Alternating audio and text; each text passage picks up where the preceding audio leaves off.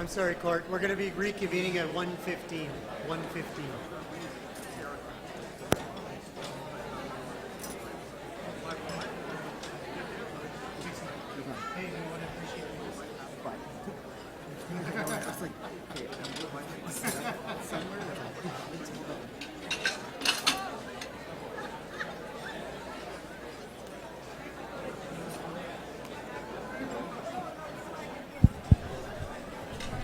I'm sorry, Court. We're going to be reconvening at 1:15. 1:15.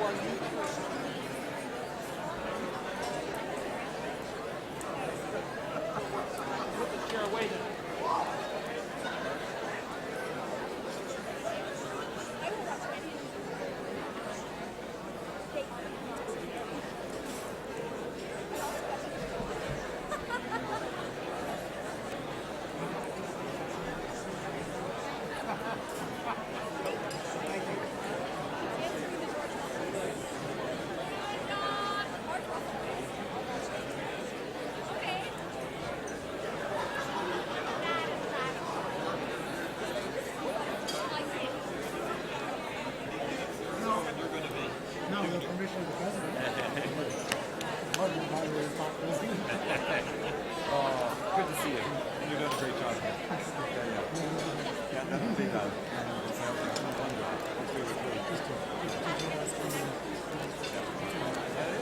This was good. Especially.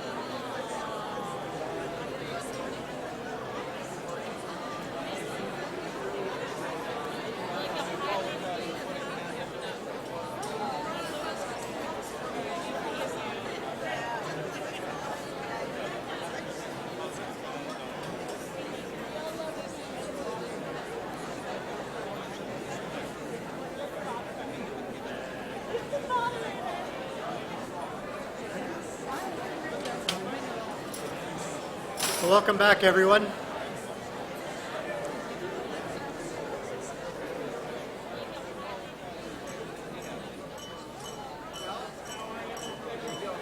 Welcome back. We're getting all excited, I can see, for the next round of proposals. I know I am. So as we begin our time together, we're going to begin, of course, in prayer. So I welcome you to find your way to your table, and I'm looking forward as we lean into the grace. Welcome back, everyone. Into the rhythm and into the love of a time of prayer. Welcome Madison. Back. We're getting all excited, I can see, for the next round of proposals. I know I am. Loving God, So as we begin we our thank time you together, we're for going to this begin, of Community course, of in London prayer. conference that So you I have welcome you blessed to us find your way with. to your table, and We looking ask you, forward Lord, to be with us we lean as into we the proceed grace. Welcome through the back, everyone. crossroads that these proposals bring. into the May we rhythm hear your word speak through voices, young into the and love old, guiding us of a as time we of learn prayer. together Welcome and back. build a We're positive getting all future excited, I can see, for the all next in round this of family. proposals. I know I am. Amen. Loving God, So as we begin we our thank time you together, for we're going this to begin, of Community course, of in London prayer. conference that So you I have welcome you blessed to us find your with. way to your table, and We looking ask you, forward Lord, to be with us we lean as into we the grace. proceed through the crossroads that these proposals bring. May we hear your with word Jody Clark and speak Colin through to make their way up to voices, the front, young please. and old, guiding us as we learn together and build a positive future for all in this family. Amen. Loving God, we thank you for this Community of London conference that you have blessed us with. We ask you, Lord, to be with us. Jeff, while we wait for the next person to come up, might I rise on a point of personal privilege? With Jody Clark. While the and moderator Colin, is make still their way in the up to front. room, I just want, no, Oh, no, just telling you, Gary has left the building. he's right here. Oh, you told me you were leaving. He is. Oh, man, 5 minutes, I'm going, Michelle? Michelle Down, Middlesex Presbytery, almost. Here on Perth Presbytery while we wait currently. for the next While the person to moderator's come still up, in the room and we gave I'd our rise on thanks a for point of him personal privilege. coming, I wonder if this the court moderator is might still in the also room, show to him our just want- appreciation of Oh, no, just Reverend telling you, Kenji Marui and all of the work that he has right done here. Oh, on our you told me you behalf were leaving. for the comprehensive review, just so that our court might Oh, show the man, 5 moderator how minutes, grateful I'm we are going, to Kenji.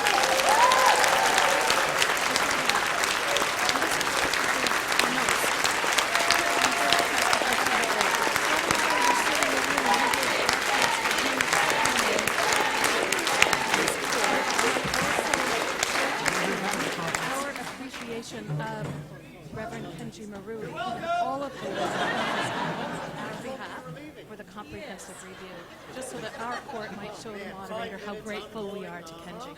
Excellent. Thanks so much. Good afternoon, everyone. My name is Jody Clark, and I have the pleasure of being the academic dean of Atlantic School of Theology. I'd like to say three things very, very quickly. The first one is to express my gratitude at your hospitality. I sit at the guests' table and have for the last 20-some-odd hours. It doesn't feel that way, though, just to say. But I don't feel either like a guest or a visitor. I feel very much at home here, so I want to thank you so very much for your hospitality. Thank you. The second thing I want to say, too, is I'm an Anglican, and a great mystery was... Oh, yeah, okay, now I'm no longer welcome. I get that. I understand how that operates. No, but look, there's a great mystery. The last census done of Canadian churchgoers indicated that there are 1.4 million Anglicans in Canada, and about 400,000 actually are identifiable. So I finally figured out we've hidden effectively 1 million of them. Like I didn't know how we did that until I came today and found out that you guys do that too.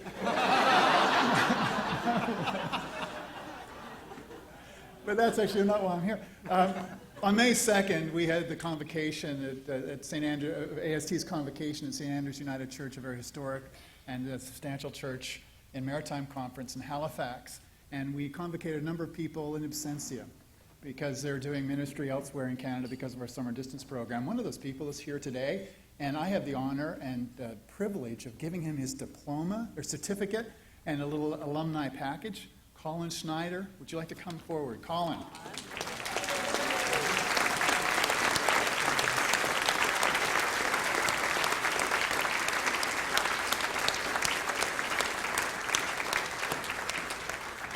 By the power bestowed upon me by the Senate of Atlantic School of Theology, we give you this certificate in recognition of your Master of Divinity degree and all the privileges and responsibilities given thereto.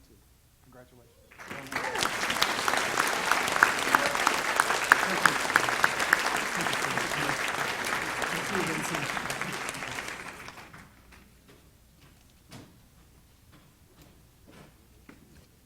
You do understand by package, they do mean that you are now on their mailing list.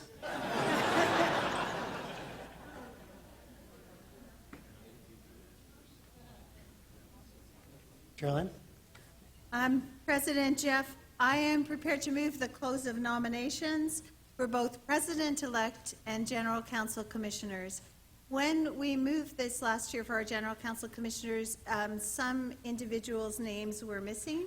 So Kathy Larman seconds the motion, and these are the names we have just to confirm that everyone who thinks they've submitted a form is here.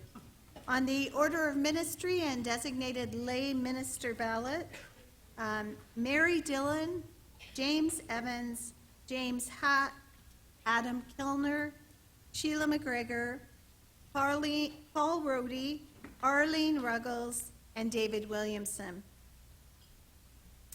On the lay nominees ballot, Susan Anderson, Elaine Butler, Susan Campbell, Glenda McMillan, Nicholas Monster, David Root, John Shannon, Joanne Silcock, Jessica Swantz, Maggie Walker, Bree Wallers, and Patricia Whitten.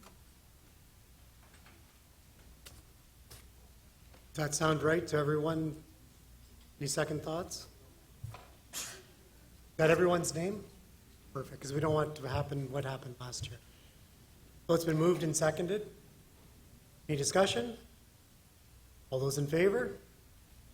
Opposed? Carried? And President Jeff, we anticipate that all the delegates will have biographies for these nominees by the close of business today, so you can have this evening to read them to vote tomorrow morning. Thank you for letting your name to stand. Thank you.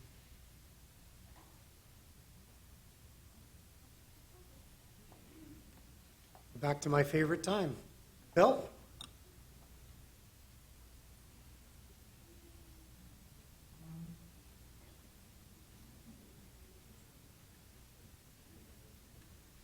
You're acting like it's a surprise you're coming back.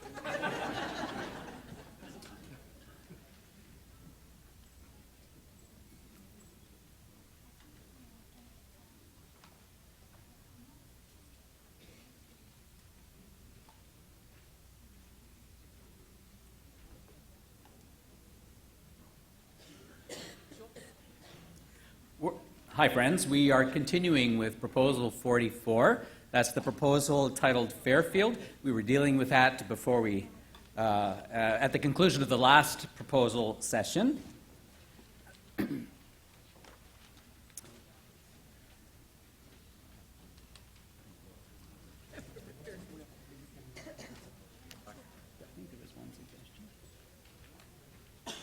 There's one suggestion coming forward.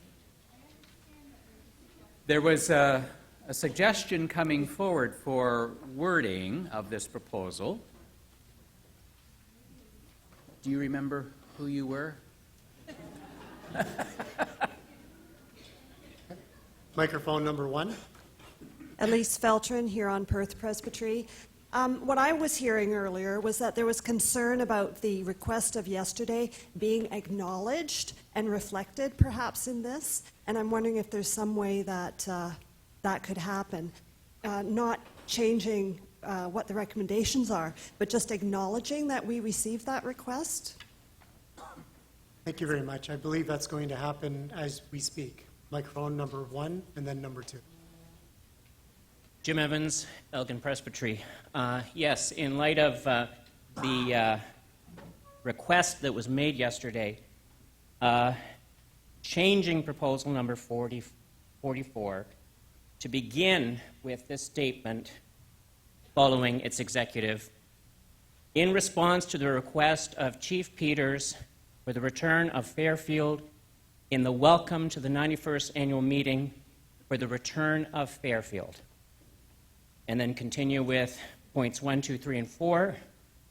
And then an additional sentence, communicate this proposal to Chief Peters and the Delaware Nation.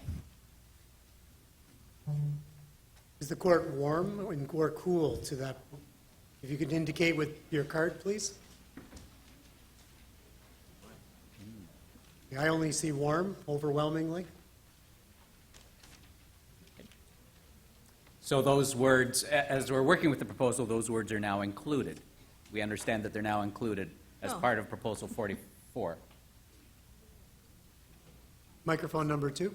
Well, Sandra Fogarty from Lambton Presbytery. I didn't know if you were talking about the I don't know what you call it, suggestion that I made that we remove number 3. Will you deal with that or not? Or did we already say that we would remove that? We were warm to it, so it's gone. Does that put it back in? Nothing has happened to that, I believe. Oh, okay.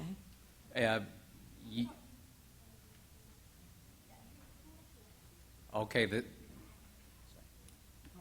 I thought that the court was warm to the idea of removing that. Well, let's revisit that then. Number 3, are we warm to removing it, or are we cool to removing it? cool. Yeah, I see overwhelmingly that we're cool to removing it. That means it stays.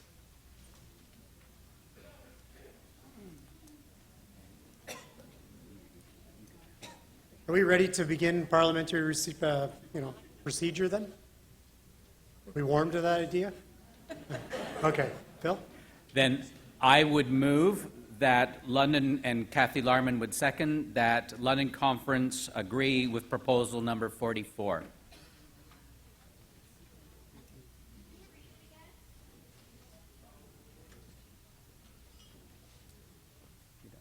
So, Jim, I think I have what you were adding to it, and if you could correct me if I'm missing anything.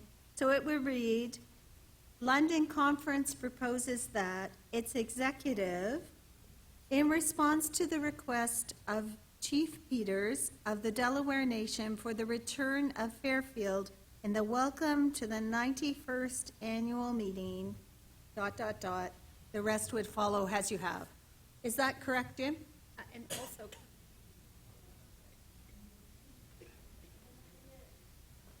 Oh, sorry, I missed that last part on the end. Okay. Oh, Tanya has, this is what Tanya had in her notes for that. Number 1? Jim Evans, Elgin. Slightly different wording, but so I'll read what I had presented, and if we want to change it back. In response to the request of Chief Peters and the Delaware Nation for the return of Fairfield in the welcome to the 91st annual meeting for the, yeah, you're right, that repeats itself. So what the executive secretary proposed is fine, with the addition of, after number 4, to communicate this proposal to Chief Peters and the Delaware Nation, so that the communication is also part of the proposal. Oh, thank you, Thank Jim, you. I missed that. No problem. So it's been moved and seconded. You've heard it. Any further discussion? It's been moved and seconded, seeing no one else moving towards the mic. All those who are in favor? Those who are opposed? That's carried.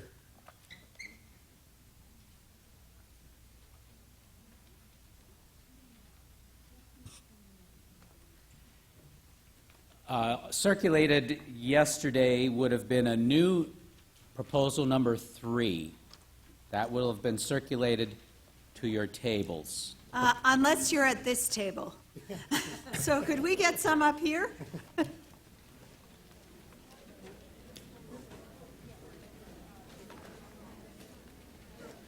The new proposal number 3, and it is entitled Comprehensive Review.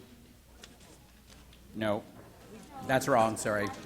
I had the wrong one. Aboriginal Ministries and the United Church of Canada.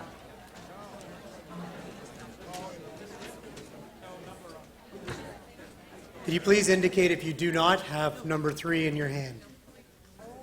Or, And it doesn't have a number on it. sorry, Okay. no numbers?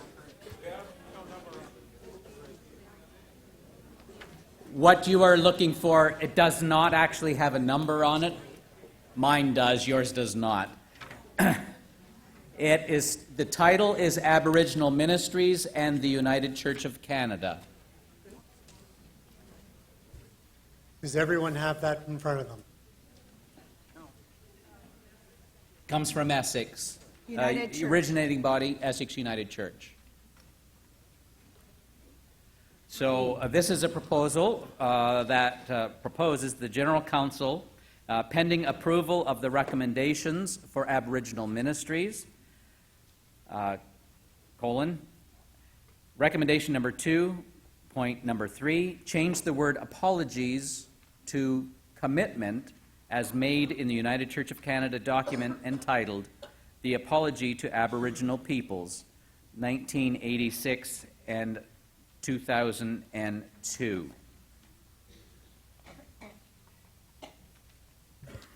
Mr. President, if I could speak to that just for a minute.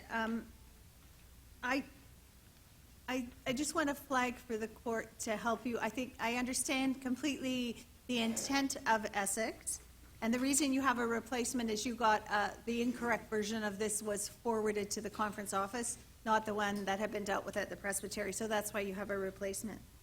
I'm just concerned that in that particular reference in the comprehensive review, which I'm aware the court may not have before them, the word apologies in that statement refers to earlier statements the United Church has made that it calls apologies. So those are historic documents that are identified as apologies. And so I just thought that might be helpful background. It's moved and seconded. It is now. I move, and Kathy Larman seconds, that the London Conference agrees with this proposal entitled Aboriginal Ministries and the United Church of Canada. Any discussion?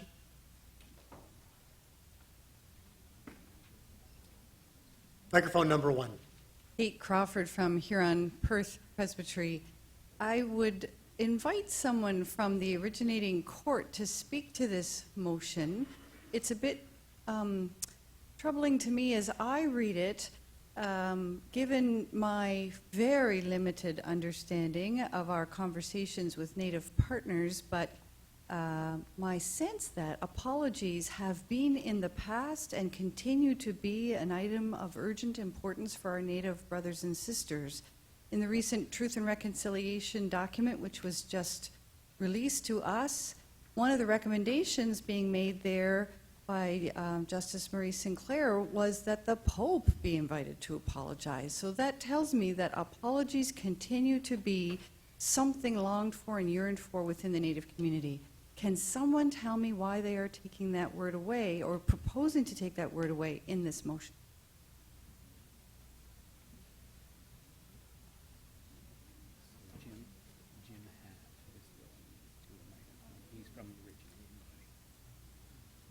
Microphone number 1. Jim Hatt, Essex Presbytery. This was a good hour and a half discussion at the evening that our congregation took. There certainly was no intent that we are not apologetic. What I heard Justice Sinclair say the other day, the time is to get on with the commitments that we have made. And our group that met, that was their feeling. Let's get on with what we have to do to fulfill our commitments that were made previously.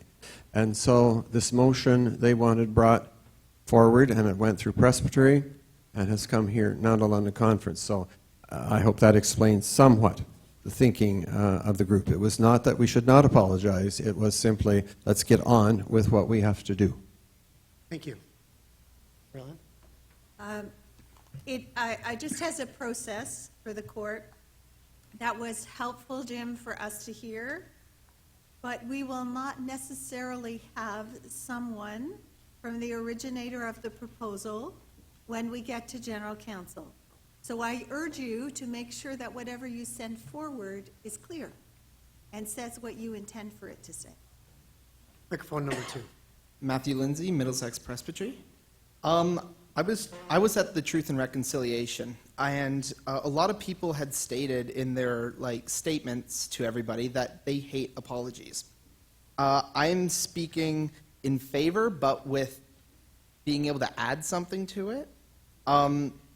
I think that if we were to add both words into it, a committed apology to the Aboriginal people, that way we're not continuously apologizing, but that statement will indicate that we will always be apologetic to them without having to continuously say it.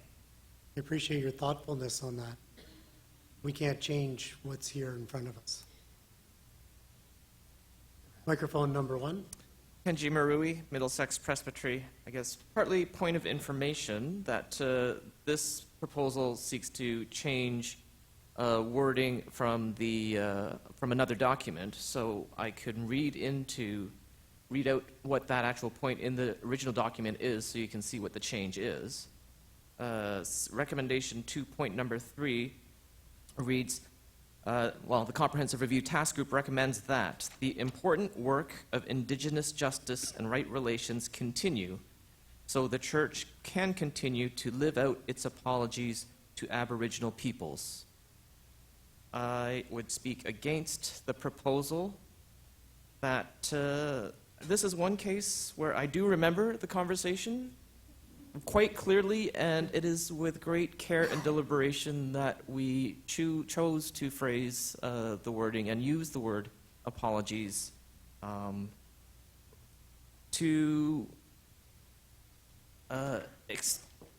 apology cannot be conditional or time limited, and one party cannot say, just hurry up, we've apologized and get over it. That's been a troublesome dynamic that we've been living with for a number of years, and so I speak against the proposal. Thank you. Microphone number 2. Brad Morrison, Lambton Presbytery. I speak against the proposal. I prefer the wording as it's already before us in that report. It's been moved and seconded. I don't see anyone else moving towards a microphone. Are we ready to vote? All those who are in favor? Those who are opposed? It's defeated.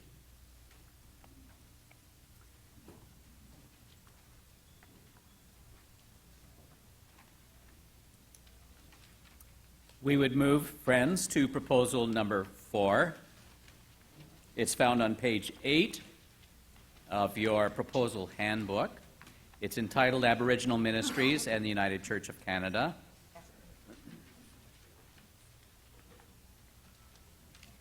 This one proposes that the General Council, A, ensure the relationship of the Aboriginal Ministries Council within the United Church of Canada is clearly defined and more transparent in the forthcoming years of transition from 4 courts to 3.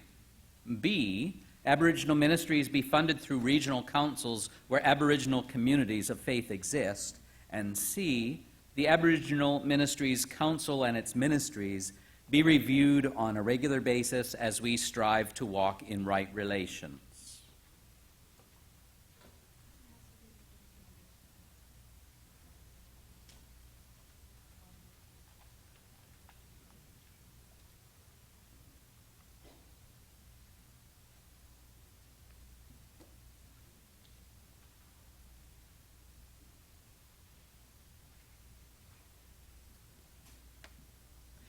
And this proposal, if you glance to the bottom of the page,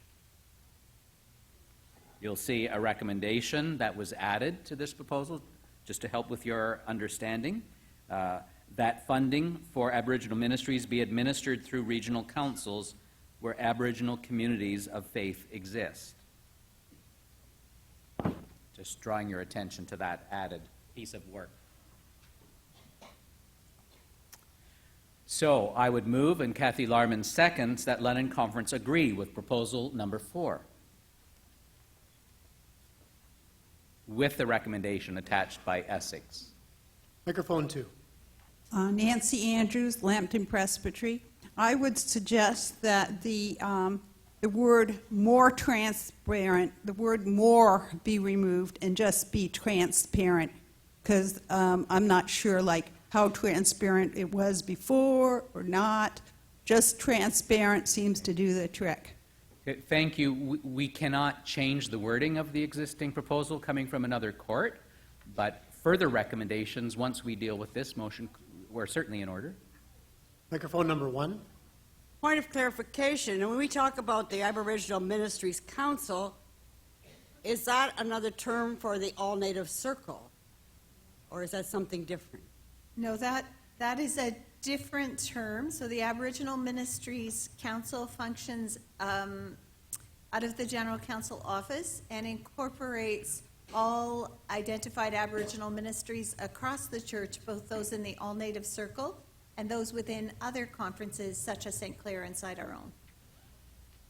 Microphone number 2. Kathy Collins Barker, Essex Presbytery.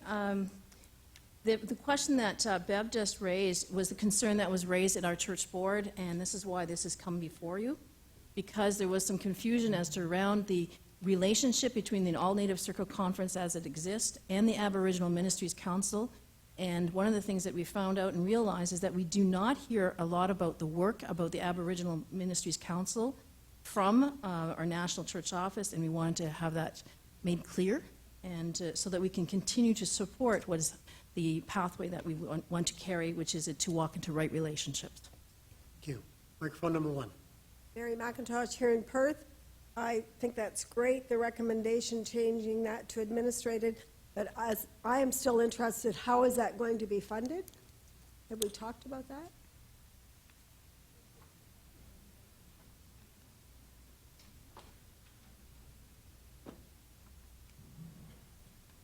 So, Mary, what are you trying to confirm, how the Aboriginal Ministries Council would be funded? Or? I guess that if that's where the money is going through, because number B as it is, before it was changed, is that they're going to be funded through regional councils where Aboriginal communities of faith exist. I think we all should share in helping to fund that. But if you change that to administrated, where does the funding come from? Or have you? So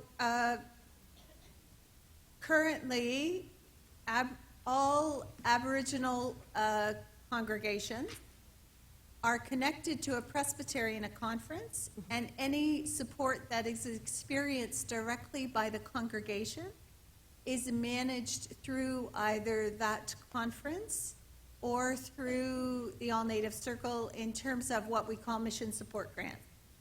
So those mission support grant figures, which was one of the figures Moderator Gary was talking about that makes up the size of the denominational budget, that's why it's significant, is mission support grants. And grants are currently administered through conferences. So the conference makes a determination about how those communities are supported. The Aboriginal Ministries Council is at this point a support function for that ministry. It will currently be funded out of the portion of M&S that funds our governance and other decision making, as it will be for all regional bodies. How that gets funded in the new model will be determined. What is governance, what is mission? There's not an easy or clear answer yet. That's fine, but you've clarified. Does Nora have a better? Does Nora have a better answer? For sure, Nora has a better answer. Nicely played. Thank you. Not a better answer at all, but I just thought I might be able to offer some information for clarification. So it is confusing, and so just to say, all the conferences but one are geographically based. But the All Native Circle Conference is a conference just like London Conference or Hamilton Conference, but it's not geographically based. So it represents Aboriginal congregations that are in different parts of the country. When it was formed, some of the Aboriginal congregations decided, for reasons that we don't need to go into today, to not be part of it, so that there are some Aboriginal congregations that are part of other conferences. Then, about 5 years ago, the Aboriginal Ministries Council was created, and it isn't a conference. It's a different kind of a thing, and we're still actually figuring out what it is. It's not a creature of the executive in the way that other committees are. It's a different kind of thing. But it does represent all the different Aboriginal constituencies of the church. And just the other bit of information I wanted to share is because I got to see and hear a lot of the work of the Comprehensive Review Task Group, and several of their members, including Kenji and others, spent several times in intensive conversation with the Aboriginal Ministries Council and therefore the different component groups there. And what came out of that was that that group had a longer process to figure out how to reconfigure the church within the Aboriginal portion of the church. So, you know, how All Native Circle Conference will relate ultimately to the rest of the church and to the Aboriginal Ministries Council, how the different pieces will fit together, is something that I think the task group was saying it will need to be the Aboriginal communities that decide that, not the rest of the church deciding it for them. And that's, I think, why they phrased the proposal in the way that they did, as requiring ongoing work rather than a conclusion by the non-Aboriginal church at this stage. Thank you. Microphone number 2. Nancy Ferguson, Algoma Presbytery. I'm reading this, and part of me feels that point C is punitive. And I don't know why, but I guess what strikes me is that we're feeling somewhat like the Department of Indian Affairs here on that C. And I would hope that we're not asking our Aboriginal communities to be reviewed regularly, but the whole church would be reviewed regularly about how we are all striving to walk in right relations. That's my gut reaction to C. Microphone number 2. Susan Cameron, Middlesex. Nancy and I were on the same page. Also concerned that we not try to arbitrarily say this is our way you should do review. And so I was thinking when we got to the point of doing recommendations, it would be one that would be inclusive of working with the Aboriginal councils, how they would determine doing a review as well. So we're not saying, oh, it's June 1st, we need to do an approval. The same thing as Nancy. Oh, it's been moved in second. Oh, microphone number 2. It's Joan Golden from Elgin. I have difficulty in this about funding through regional councils when we don't know the setup of regional councils. So will some regional councils not be supporting Aboriginal ministries? Like, aren't we a church together?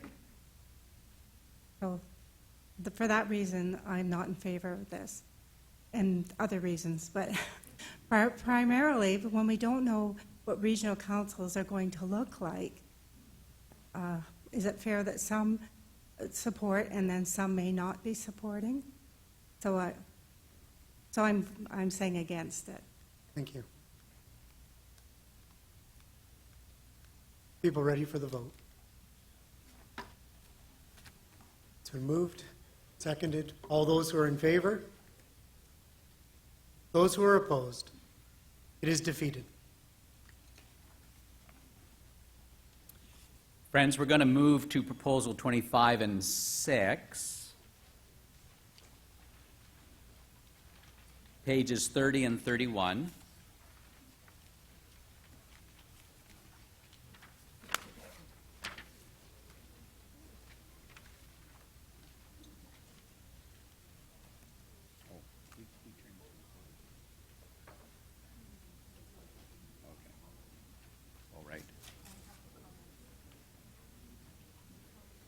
So finding proposals 25 and 26 having to do with College of Ministers. There's a fair bit of bold print.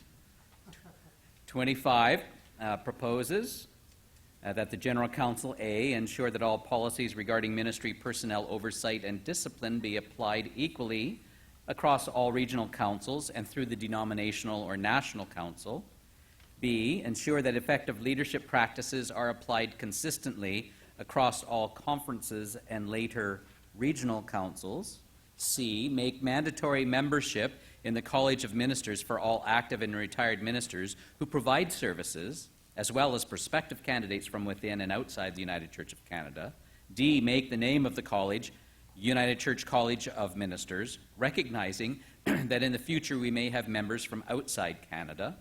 And E, ensure the Association of Ministers be formed at the same time as the United Church College of Ministers, so that there is no lag time in their effectiveness. 26 would read, propose that General Counsel A ensure that when the College of Ministers is established, all policies regarding ministry personnel oversight and discipline are applied uniformly across all regional councils and the denominational council. And B, ensure that effective leadership practices are applied uniformly across all conferences and or regional councils. And some of you will be familiar with what is referred to as effective leadership. Some of you may not. Executive Secretary, would you like to make further comment on 25 and 26? So I asked the Business Committee if I might speak to these, because for me, when I read them, there are a couple of points of confusion. And I want to remind you that we can't clarify the intent. We have to work with the text. And we can't alter the text, because these have come to us. So the first one is around ensuring that policies are applied evenly across all regional councils. And so, remember earlier I was telling you, is this really a proposal? Are we asking for a change? Well, that would be a change if our current policy was that we will not apply oversight and discipline evenly. But our goal always is to do that. So it's good to be mindful of it and to encourage it. I'm not sure that that would be the work of a proposal properly. And the commitment of the comprehensive review and the purpose of having the colleges was exactly to accomplish the same. So this doesn't offer something different from what we currently do, which is part of why I want to flag one. Both of these speak of lodging college, oversight and discipline with the college, and then in the next motion, they speak of ensuring effective leadership is applied uniformly across all conferences and or regional councils. So the dilemma is currently effective leadership is a test. It's not the same everywhere, and yes, that does create some confusion. But effective leadership is different from the college, and they are not at all the same. So to have the college in A and effective leadership in B creates confusion for me. Ineffective leadership, oversight, and discipline rest currently with the conference. In the new model, the allegory would be with the region, and pastoral relations rests with the region or the conference. In the college, oversight and discipline will rest with the college, and pastoral relations will rest with the congregation. So I'm bringing it to you to say, I'm not clear what these proposals are asking, and that's the reason I'm flagging it for you.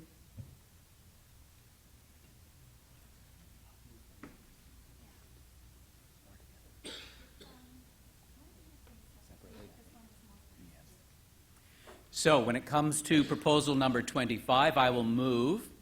Kathy Larman will seconds that London Conference agree with proposal 25. Microphone number 2. I'm going to really talk about 26. Sorry. Well, we're talking 25 right now. Sorry. That was so gentle, so pastoral, Phil. It's very nice. See you later. I like you, Kathy. Microphone number 1. Elizabeth Whiting, Middlesex Presbytery. I agree with the General Secretary? Not General Secretary. Executive Secretary, okay. Some sort of secretary. That A and B are kind of a little bit vague and not really proposally. However, I do think that even if we defeat it on the grounds that it is not very proposally, that we should maybe consider afterwards, I know I do now, but making a recommendation, because I do like D, to change the name of the, make sure the name of the college does not include United Church of Canada, in the idea that we may have ministers not coming from Canada joining our church. Thank you. Microphone number 1. Michelle Down from Huron-Perth Presbytery.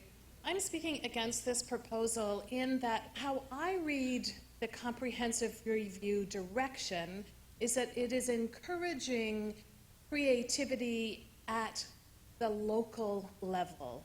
And this feels like it's living into our marathoning dreams of having a greater body determine who we are and how we function, rather than allowing the creativity to do it at a local level that might be different than our brothers and sisters in a different region or a different part of the country. So I speak against this proposal. Thank you. Motion's before us. Seeing no one else going towards the mic, are you ready? All those who are all those in favor? Those who are opposed? Defeated. Proposal, when it comes to Proposal 26, I would move, Kathy? True, yes. Are there recommendations, before we move on from 25, are there recommendations for 25? Good. Someone may have suggested that that would be helpful. Can I, actually, instead of recommending, can I move that we send it to General Council anyway, just so that they see that part? Right, the next motion would have to be that because we defeated it, a motion to transmit, to pass on to... Without concurrence? Yes, without concurrence. The motion to pass on to General Council. Is there a seconder for that? There's one seconder. Okay. So moved and seconded to pass on with non-concurrence. Those in favor? Those opposed? Defeated? Are there recommendations? Can't have Move. recommendations. Oh, we're done. Okay, thank you. Proposal 26. Thank you. Thank you. Proposal 26. I would move, Kathy Larman seconds, that London Conference agree with Proposal 26.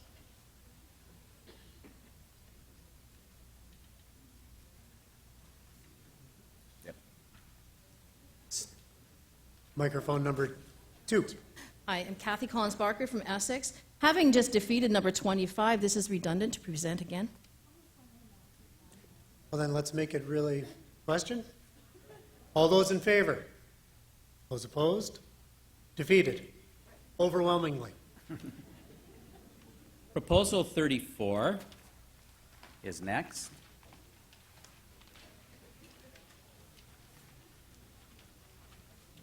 That's found on page 39 of your proposal handbook.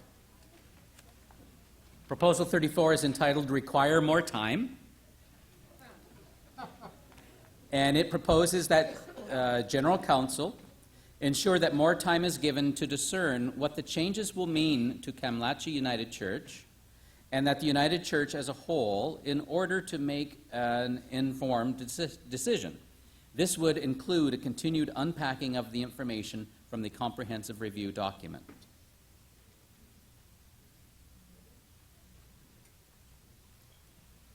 I would move, Kathy Larman seconds, that London Conference agrees with Proposal 34.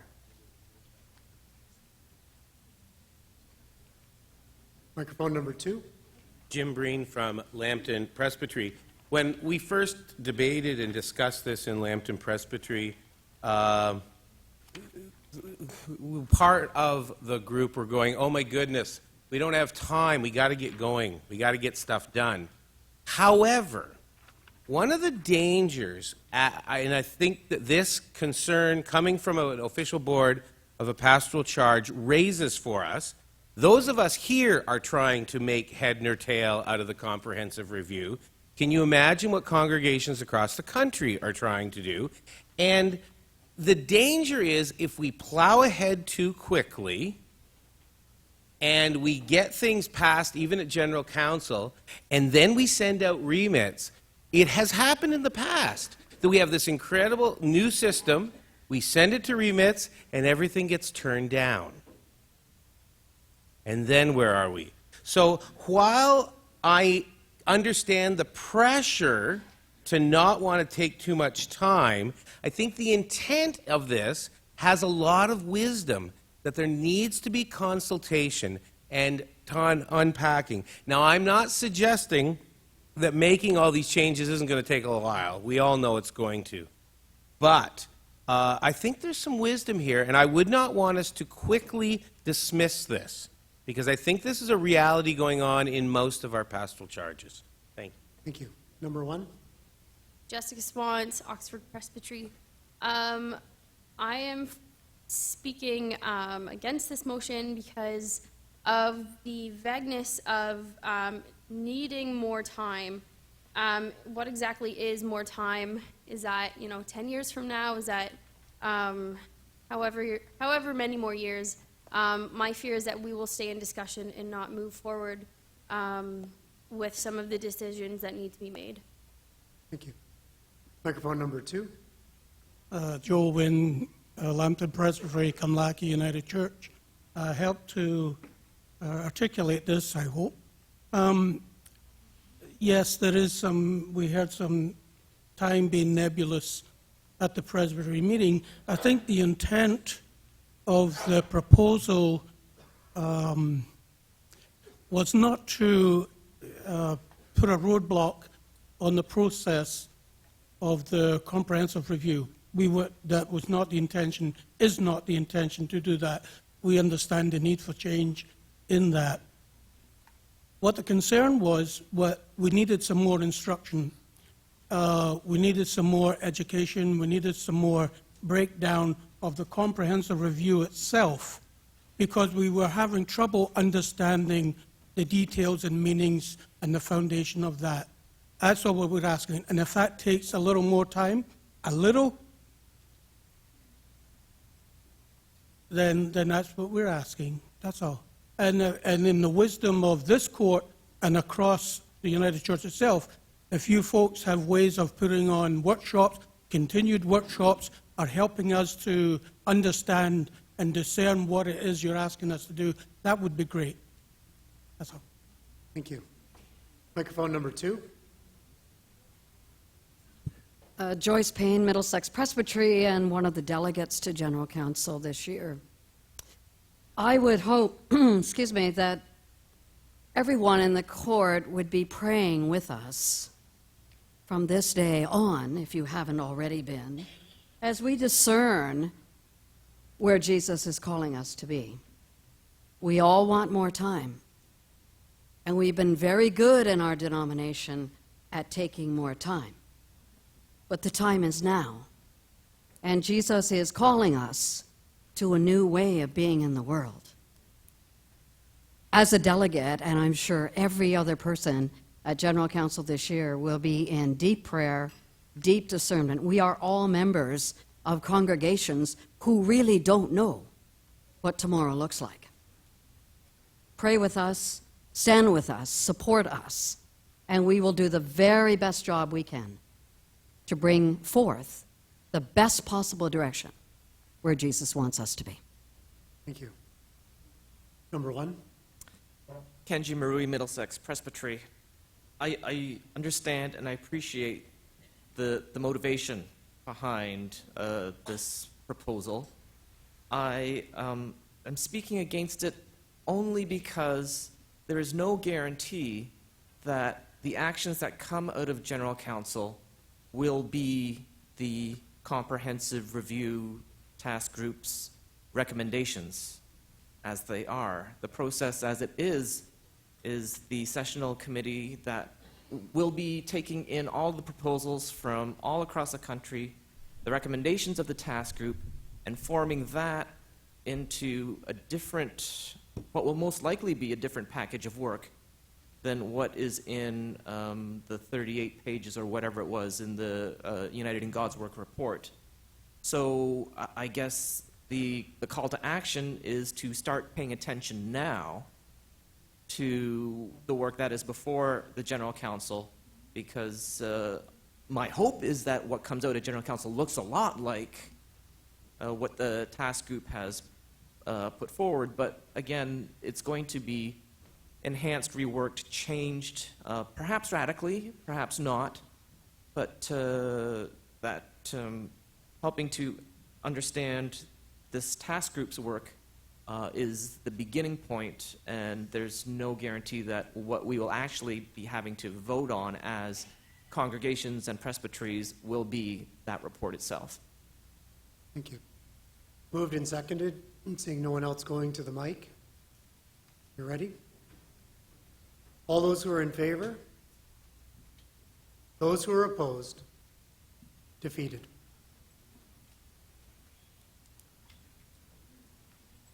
Earlier in our time today, David Whiting had a recommendation that he was going to be preparing and to bring as a proposal. And David, you are, I understand the tech desk has it and it's to be on the screen.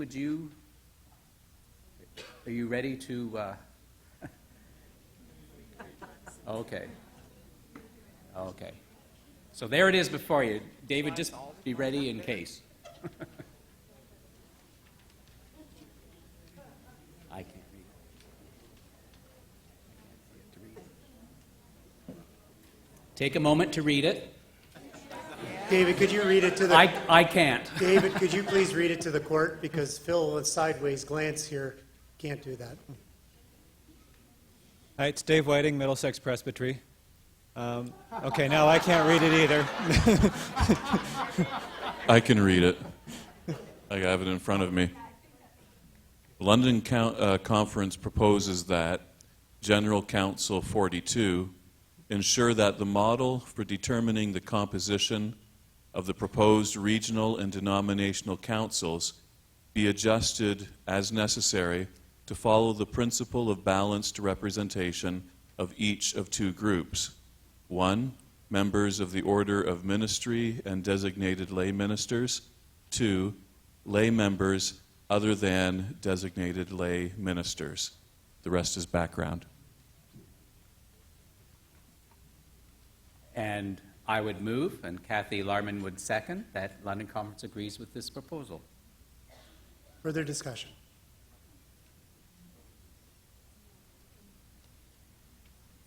Seeing no one going towards the mics. Moved and seconded.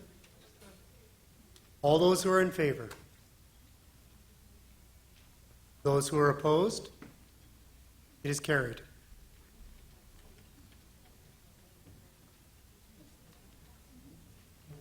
Still have time? We will continue to Proposal 37.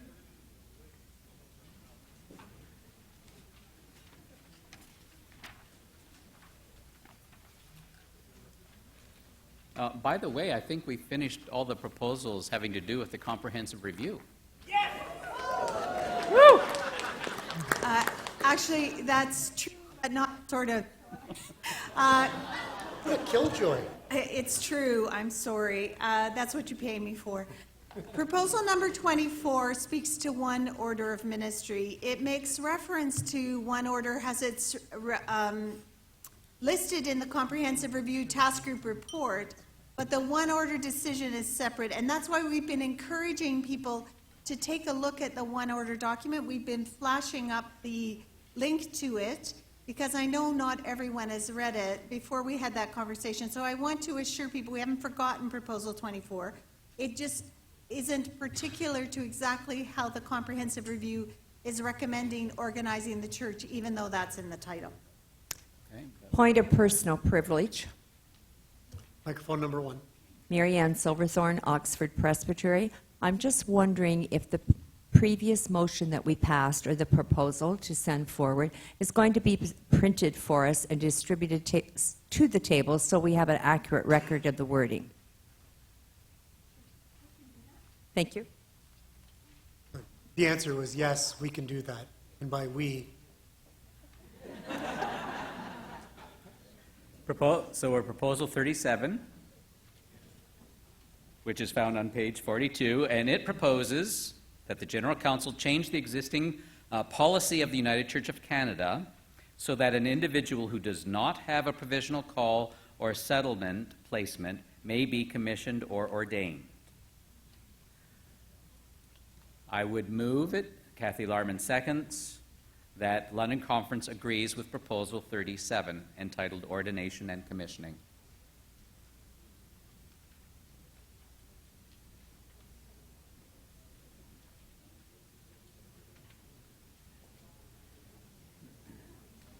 Hearing lots of conversation, but none at the mics. Does that mean we're ready?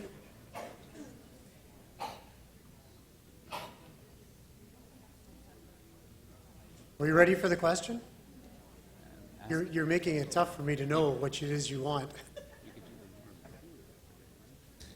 Microphone number 2. Jim Breen, Lambton Presbytery. I tried to get other people to say what I'm about to say, but they wouldn't. You're welcome, Kathy. We end up struggling with this every year. And I've served on education and students committees and been either chair or served on education and students committees since 1996. So I have a little bit of experience. And we have a practice of ordaining people to a ministry. And there was wisdom many years ago when we did not just arbitrarily ordain people without a ministry for a reason, because you're ordained to do something. Now, in our culture today, you can get pieces of paper fairly readily from the internet, and I don't want what we do, commissioning, ordaining. Okay, do we designate or recognize? It keeps changing, and I keep getting confused.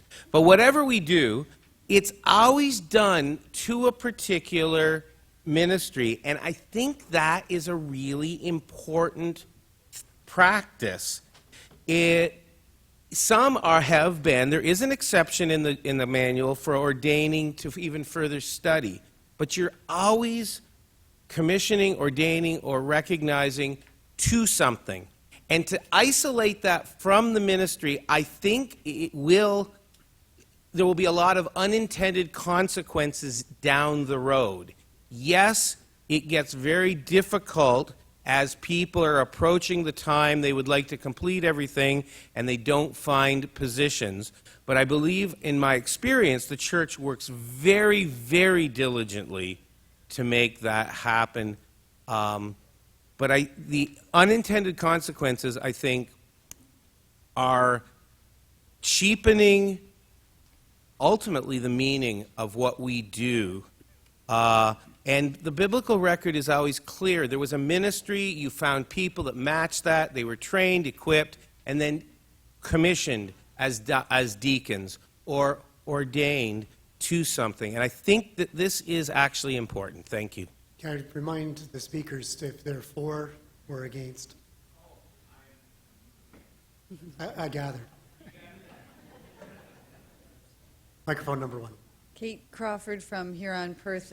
I just think it's important, speaking against the motion, I think it's important to note that this was transmitted to us without concurrence, which means that another court has already discussed this and not felt comfortable approving it. Thank you. Microphone number 1. Jane Van Patter, Oxford Presbytery, and the convener of Education and Students for London Conference.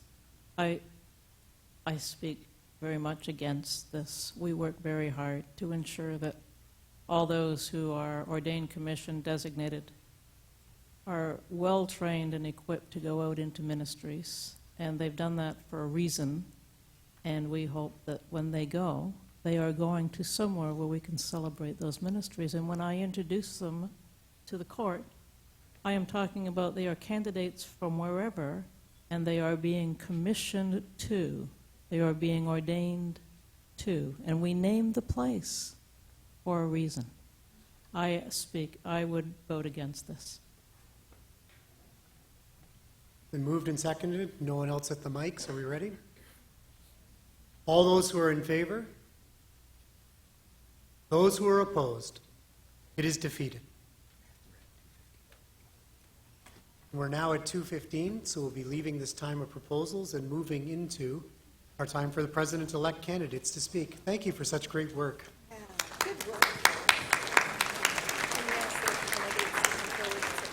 I would love for the candidates to all make their way forward, please.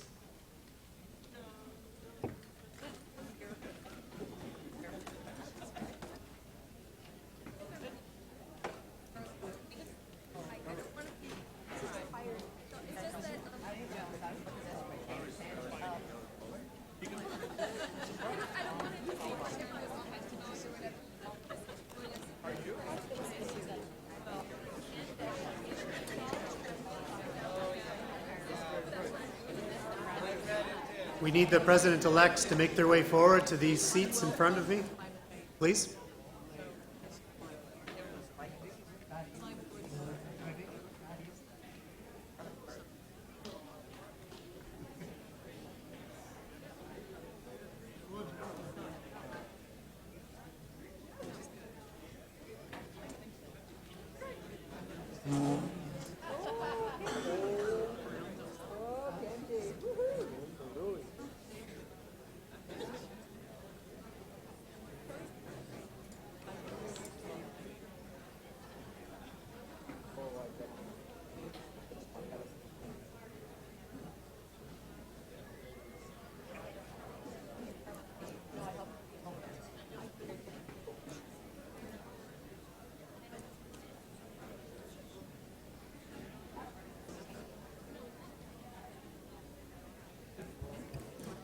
President Jeff, it's my great privilege to read out the biography for each of the nominees for president-elect.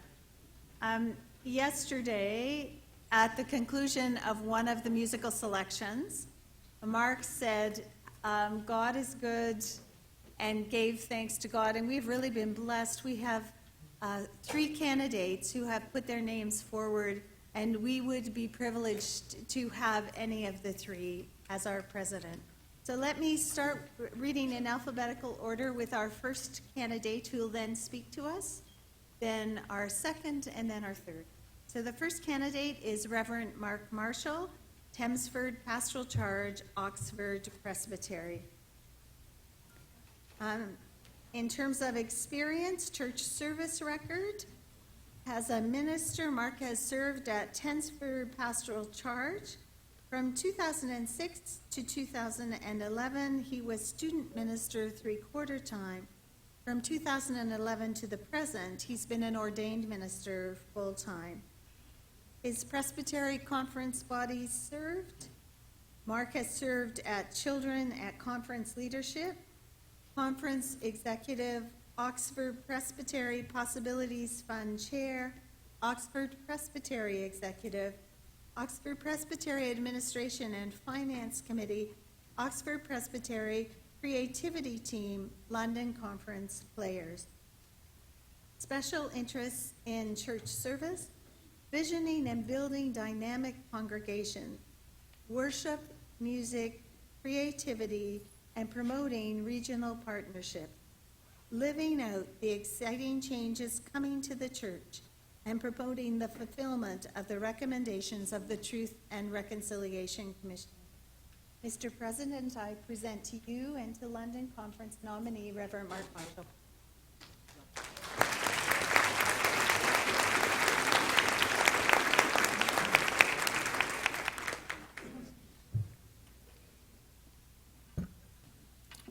Yes. So, despite what you may have heard, I am not from Hamilton Conference. I am born and bred here in London Conference, Oxford Presbytery. And I have to admit, I didn't expect to be here at all. Although I feel God has been calling me to let my name stand for president-elect for a year I've been saying no. So I want to show you where I was a year ago. I was getting ready to come to the London Conference annual meeting on the first day, and I heard what sounded like an animal outside. It couldn't be. You see, we are a foster family, and we already have 8 children. Yes, you heard that correctly, 8 children, and so we've had a no-pet policy. So off I happily went to conference, not realizing my life was about to change forever. Big mistake. That night I got this video from one of my daughters in my text messages.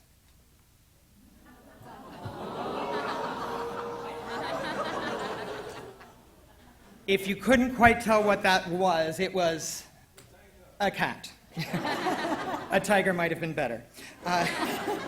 Now, you may think that showing a cute cat video is just a shameless way to pander for votes.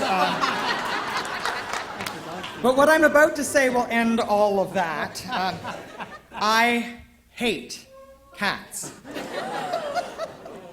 See, I told you, I just lost all the votes of the cat lovers in the room. I know. No way, though. The dog lovers are happy. No way was a cat coming into my house. I had bad experiences surprising mother cats back on our dairy farm and had been scratched to shreds on numerous occasions. So no cat, no way, not no how. And yet here it was, hopping effortlessly between counters in my kitchen. And I knew what that meant. My kids were at home right then, falling in love with it. The horror.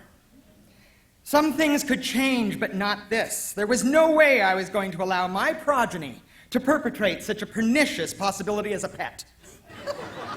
Not on my watch. Yes, so the naming of the cat at least was democratic.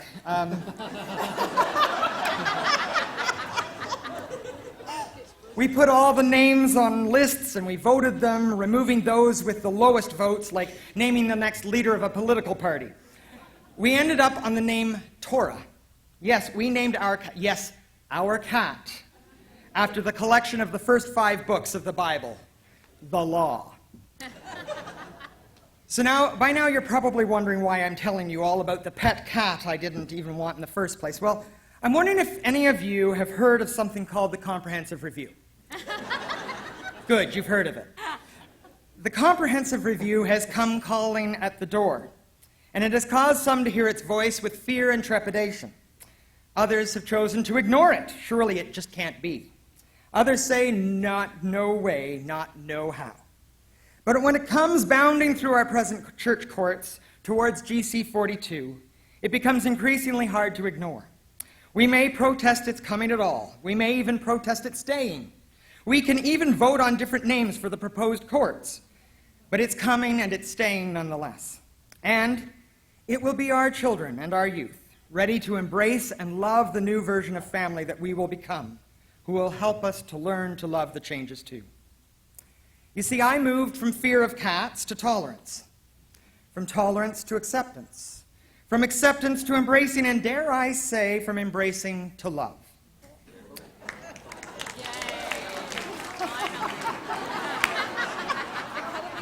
But here's when I knew the transformation was complete.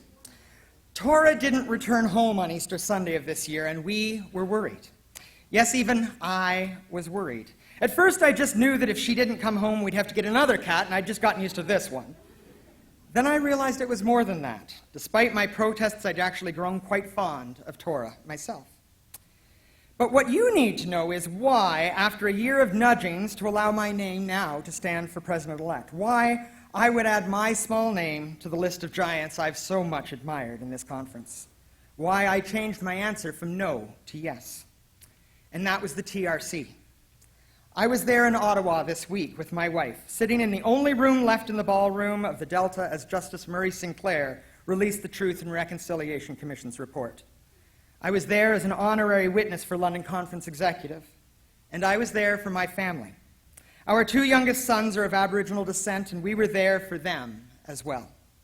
Hearing the stories of separation, loneliness, abuse, rape, cultural genocide, a terrible blot on Canadian history. And yet, we also heard stories of hope, reconciliation, resurrection, and new ways forward. I came back, committed to a cause I'd up until then almost completely ignored.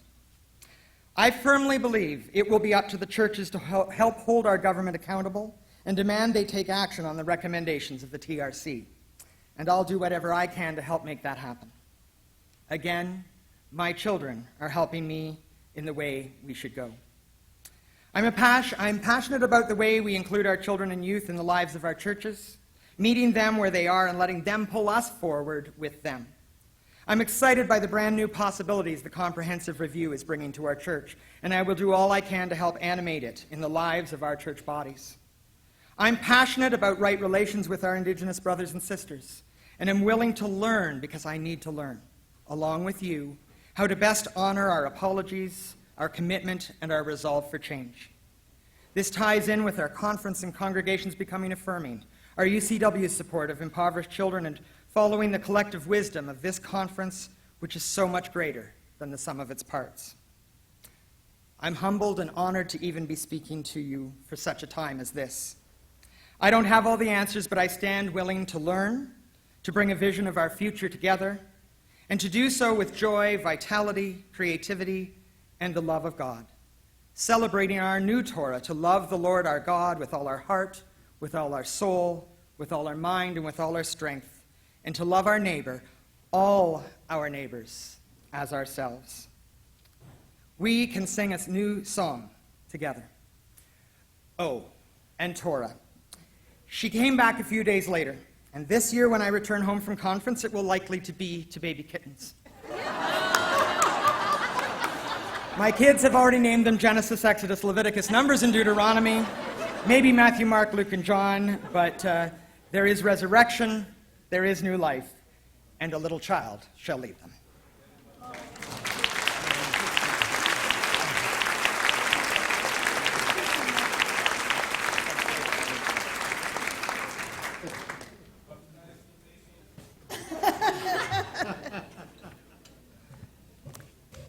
Mr. President, I'm pleased to introduce our second nominee for President-elect, Kenji Marui, who currently serves as one of the ministers at Calvary United Church here in London.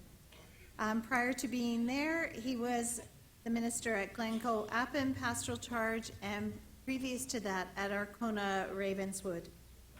Presbyterian Conference roles served in Lambton Presbytery Division of Mission in Canada, in Middlesex Presbytery Grants and Loans Committee, London Conference Division of Mission in Canada. Special interests in church service, Comprehensive Review Task Group, Truth and Reconciliation Commission, Youth and Young Adult Ministry. Mr. President, and I present to you in our conference Reverend Kenji Marui.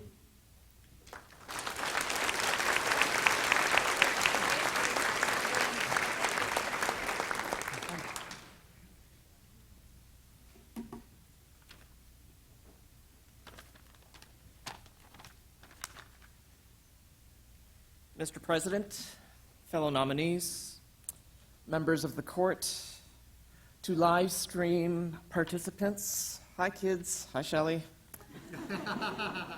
This may be dumb, but I've decided to let the church decide. My name is Kenji Marui. I will answer the question of what I hope to accomplish as conference president within 5 minutes from this time, as directed. But first, a wee bit of background. I'm a proud parent of 2 and partner of 1. I literally grew up in a barn. The family pig farm was in the illustrious Carlingford, Fullerton, Monroe triangle, outside of Mitchell in Huron-Perth Presbytery.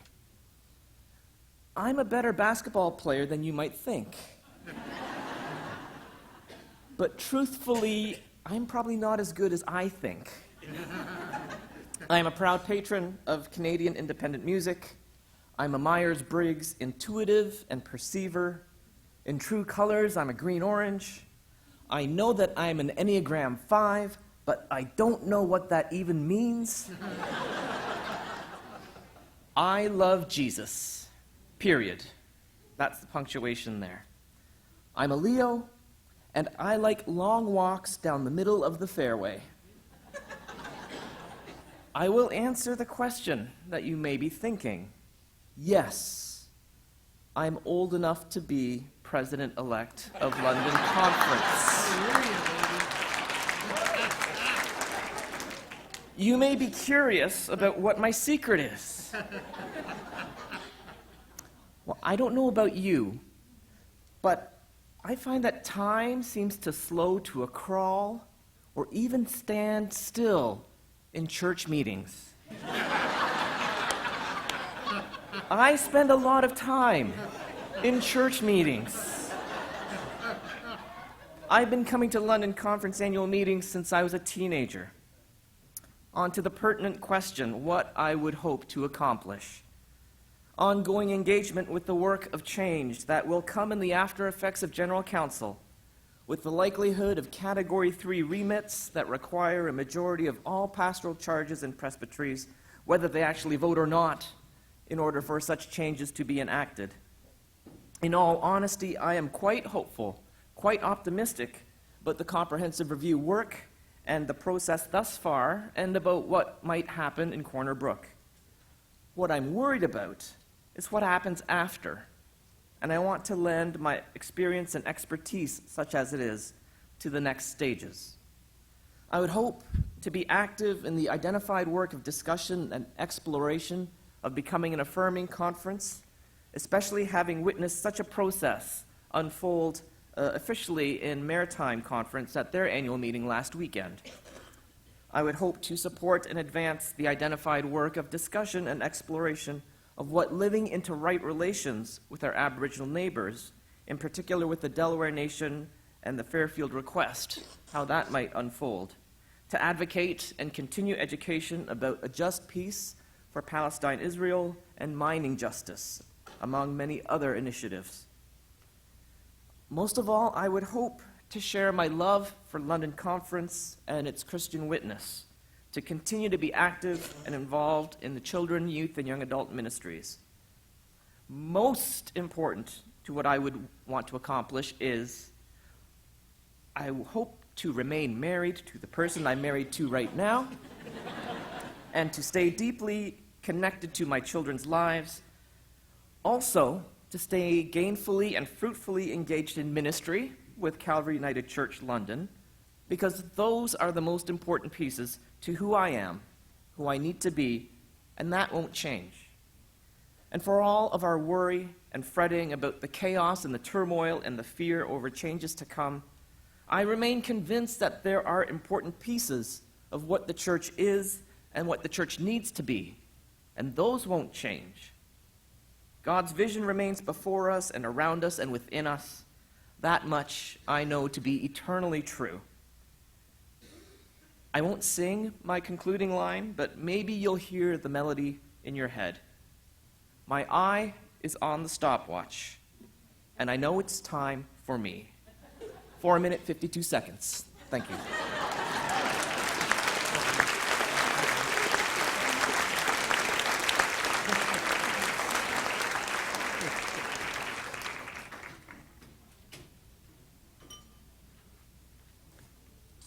Mr. President, I now present to you our third nominee for the position of President-elect and to our conference, Reverend Dr. David Williamson, who is currently serving in ministry at Westminster United Church in Essex Presbytery. David's church service record, Peterborough in Bay of Quinte Conference, Beaconsfield United, sorry, I need to move to the light, begging your pardon, Beaconsfield United in Montreal and Ottawa Conference in Quebec, Victoria Avenue United Church in Chatham, in Kent Presbytery, Siloam United Church here in London in Middlesex, and Westminster United, where he currently serves in Essex. Presbytery and conference bodies served. Conference Church in Society has chair. Social Justice Network of Ontario Conferences has chair. Faith and Action within Presbytery.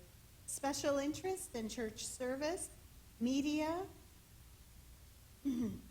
sorry, begging your pardon, folks, interacting together, creating congregations and leading them in the direction God intends, modeling God's truth, being a sign of the Creator's hope for the world. Mr. President, Reverend David Williamson.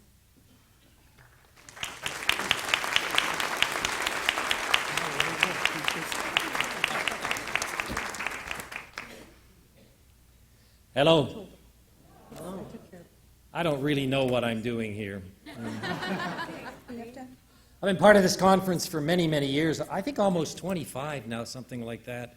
And I've avoided this opportunity for 25 years, probably. So, you know, much of my work, as you're well aware, has been with church and society and social action, and that's been a privilege and important for me. I've had this nagging sort of sense over the last little while that I should perhaps let my name stand this year, so I think that's probably why I'm here. I love this conference, don't you? I just, it's been a gift for me for a long, long, long time, and a privilege to share in the life with all of you. I love the United Church of Canada, and feel privileged to share in the ministry and in the work that's been entrusted to us, and to have friends like Kenji and Mark and all the rest that we work together. With respect to presidency, I've been ordained for a long, long time, and I believe over the last period of time we've been through a very different era that's been so difficult for young people and for lots of folks. And the exciting thing for me right now is that I believe we're kind of emerging into some kind of new understanding of God and of our life together. And to me, that's quite exciting. So with respect to my thought about presidency, about our life as a conference over the next couple of years, my hope would be that together we might try to dig ourselves out of those last 30 or 40 years that have been so painful and difficult, and that we might begin to understand the exciting new direction that God is pushing us and enabling us to think about what it means to be the church, what it means to be human, what it means to be gay or lesbian, what it means to be alive and to share our life together. And I hope, and I am privileged to be the president of this conference, that in a couple of years that might be the kind of work that we will raise up together and share in. So God be with you.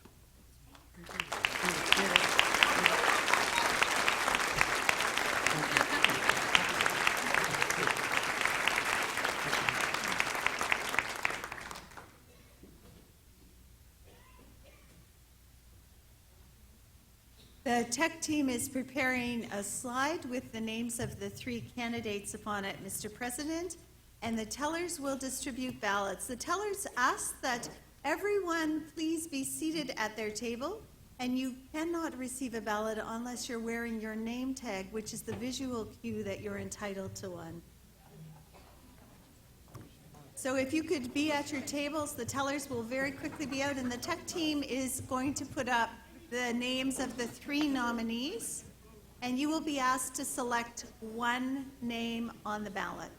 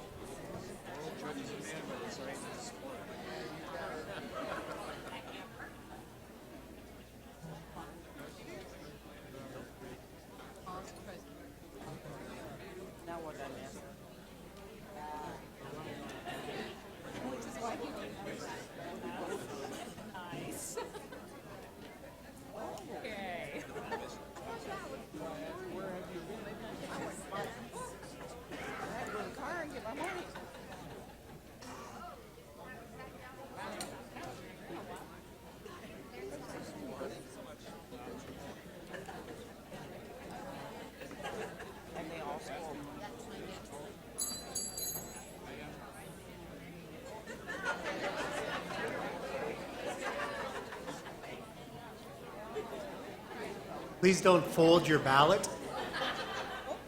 Please.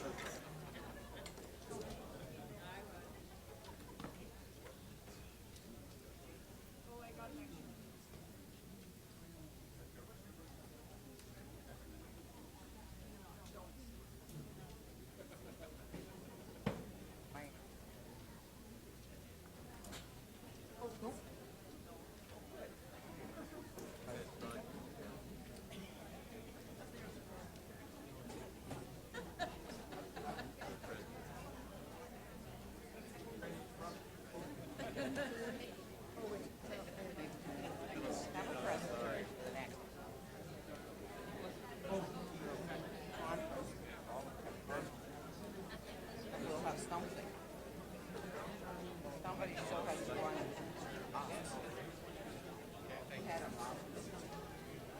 can't pick it up.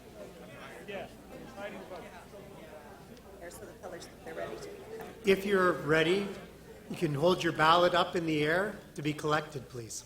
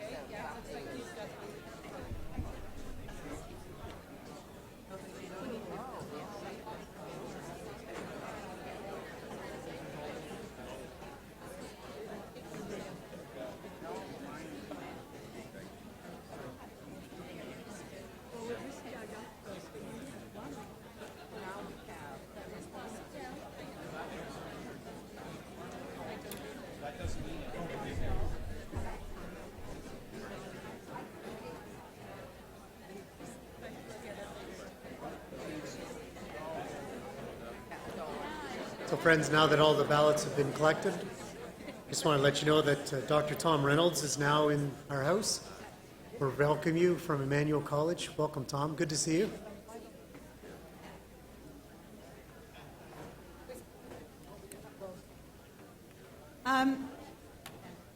Friends, we are returning to proposals, but we would like to ask for some guidance from you. We did have a link up. Proposal 24 deals with the one order of ministry document, and it would be more helpful to be able to have that conversation if you've had a chance to read that document. Are you ready to, have you had that chance since we put it up yesterday, or do you need to wait till tomorrow morning? So if you're ready, why don't you show your warm cards, and if you need more time, show your cool ones, and then we'll be...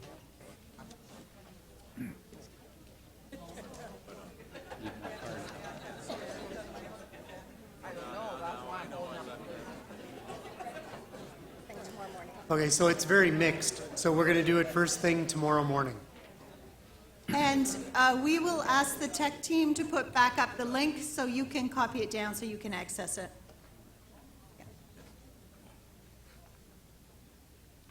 Mr. President, I don't know the terminology. Point of order. Microphone number 1. Marg LaRock, Middlesex Presbytery. I just tried to connect the link here and couldn't get internet access. So is it that we would have, is it possible and I'm just not doing it correctly, or would we have to do it from our home or wherever we're staying tonight? The tech team, do you have an answer to that?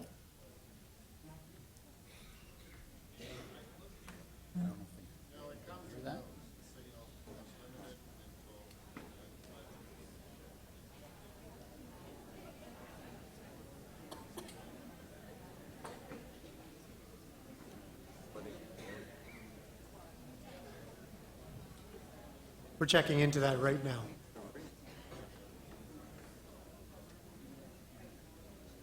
And while that's being,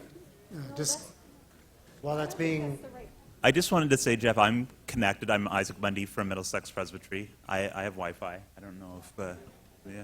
So microphone number 2 has Wi-Fi. This will be interesting. Who else has Wi-Fi? So, I might as well. Do you have Wi-Fi? Put up your hand. Okay. So is this the correct link? Yep. It is the correct link. So we have Wi-Fi. This is the correct link. After that, you're on your own.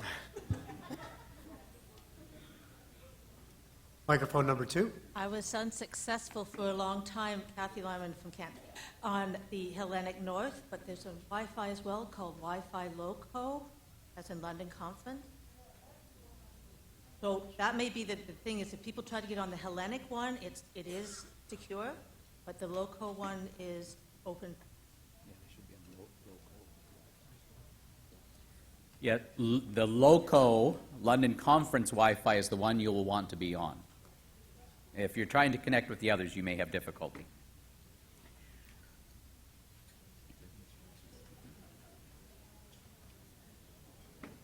Well, please continue to lead us, Ed McMahon. Proposals number 35 and 36, both entitled Quorum for Congregational Meetings. They are found on pages 40 and 41 of your proposal handbook.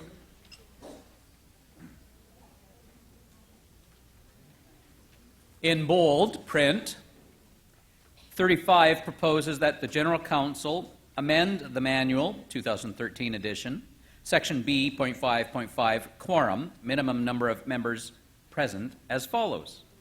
A meeting of the congregation or pastoral charge may take place only if a minimum number of full members is present, as follows. A, for congregations or pastoral charges with 60 crossed out, 100 underlined. For more full members, or more full members, at least 20 full members must be present. Or B, for congregations or pastoral charges with fewer than 60 or 100, full members, at least, you see what's crossed out, 1/3 of the full membership, changed to 10 full members must be present. So you'll see the changes that are being proposed there, striking out and then adding the new. Proposal 36 proposes that General Council review and amend or remove the policy regarding quorum requirements for annual congregational meetings. I would move, Kathy Larman seconds, that London Conference agree with proposals 35 and 36. Oh, and there is a recommendation on 35 coming from Middlesex Presbytery. It had following addition, C, with congregations or pastoral charges with fewer than 30 full members, at least 1/3 of the full membership must be present. You'll find that at the bottom of the page 40. Moved and seconded. Discussion?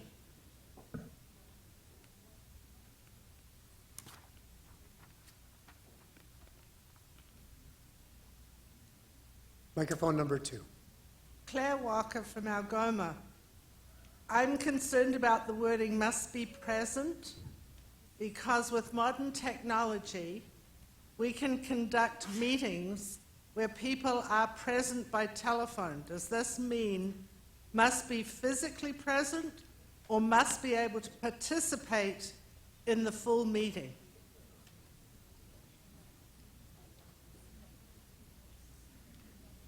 When you are counting quorum, the manual does allow for remote participation, provided you can hear the conversation simultaneously, but we quote quorum in number of members present, so that doesn't undercut that, Claire. It's been moved and seconded. I don't see anyone else moving towards the microphone. Ready to vote? All those in favor? Those who are opposed? It's carried.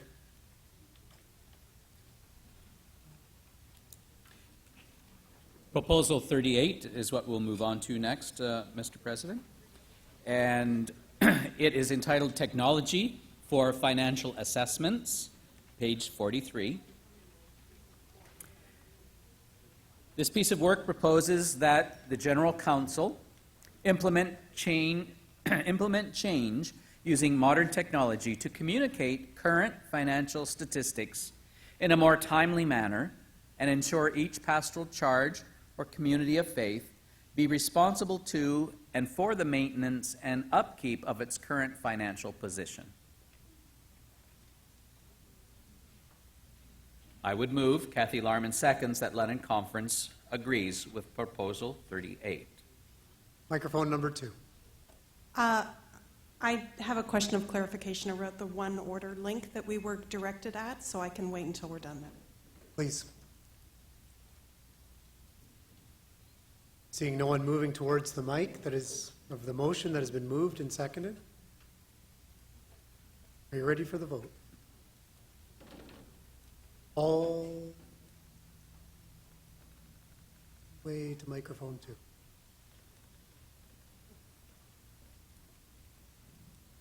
Microphone 2. Nancy Andrews, the Lambton Presbytery. It seems to me that this is not really a change in what is happening. So I don't know if anybody else sees this, but I'm not sure how this changes what already happens. Is there someone from the originating body, Kathy, that could share with us? We'll bring the originating body first, so microphone 2, and then we'll come to microphone 1. It's Kathy Collins-Barker from Essex. The concern that was raised at our board was the fact that our statistical information that we use is 2 years out of date when we go to look at assessments and what the payments and all that kind of stuff. The concern was, how can we speed that up to get that information implemented so that we know what we can do and bring about change? The idea was using modern technology. That includes a telephone, but also emails or technology that's available for people in all areas of the conferences and all areas right across the country, so that financial statistics are not that many years out of date. We know that there's sometimes that people don't put in their blue forms until 5 months after the end of December, and that leads to a lot of lateness in our understanding of what the stats are and everything else like that. So this would be implement change, whatever that might mean for the local church, to bring forth information that's up to date and current. Thank you. Microphone number 1. Doug Cameron from Kent. That explanation helped a little bit, but I still have a concern. This sounds like if we have more modern technology that we can maintain and upkeep our current financial position, but what does that mean? What's current financial position mean? They should have that already, and I don't know how modern technology is going to help a pastoral charge with their current financial position. Reminding the court we're beginning with whether we're for or against. Microphone number 2. Okay. I'm reading some of the background, okay? And the background seemed to indicate that we're not trying to keep our pastoral charges informed. We're looking at it and saying that if we ask them to do this, that we think we could keep national informed as to our financial situation more often than once a year. I have a concern around that in terms of the great fun that we have trying to get our pastoral charges to turn in their financial information once a year with the blue forms. So I'm not sure whether or not it will be very successful in attempting to get all our treasurers and everything to pass up all of their quarterly statements, et cetera, up to national. Thank you. Moved and seconded, seeing no one else going towards the mic. You ready to vote? All those who are in favor? Those who are opposed? It is defeated.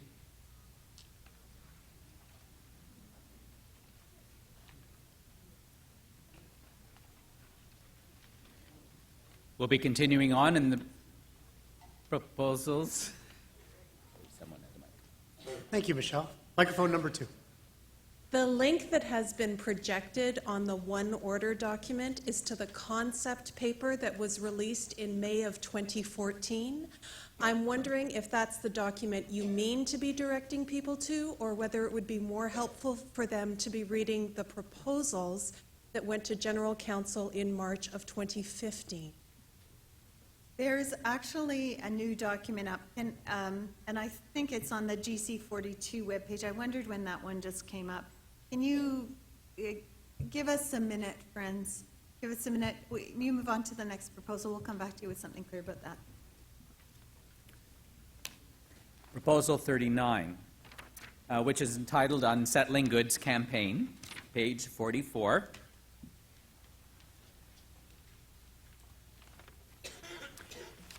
The wording in bold proposes that General Council mandates the allocation of adequate General Council office resources for the continued implementation of the United Church of Canada Unsettling Goods campaign until a just peace is achieved in Palestine, Israel. I move.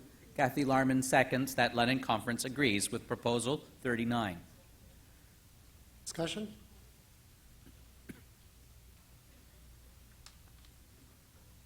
It's been moved and seconded. I see no one moving towards the mic. I see someone moving towards them.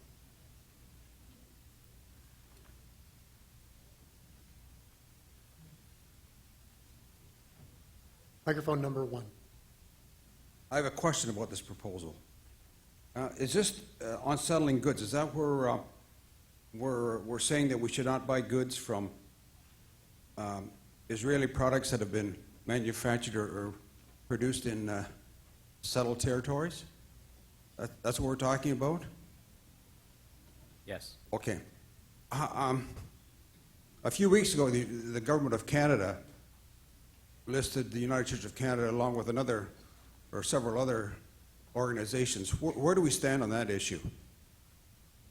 What's that like? Because that has maybe an effect on this issue. General Secretary, are you available at the moment? I'd appreciate, I know that we've had a national response on that. I'd appreciate asking the General Secretary if she would share that with us. Microphone number 2. It's a great question and without a really clear answer, so let me offer what I can. Not sure the Government of Canada listed us, but they have named that they potentially could consider it to be a hate crime if people are anti-Semitic, and that in some way boycotting Israel might be understood as that, and that came out in a CBC story. There was kind of a backtracking the next day about whether that would mean any legal action against the United Church or any other group. And I think it was the CBC naming the United Church, not the government. So it's not a clear situation, but just to say it's very clear to us that any action that's been taken by the General Council at the last meeting is both not anti-Semitic and not in any way a hate crime.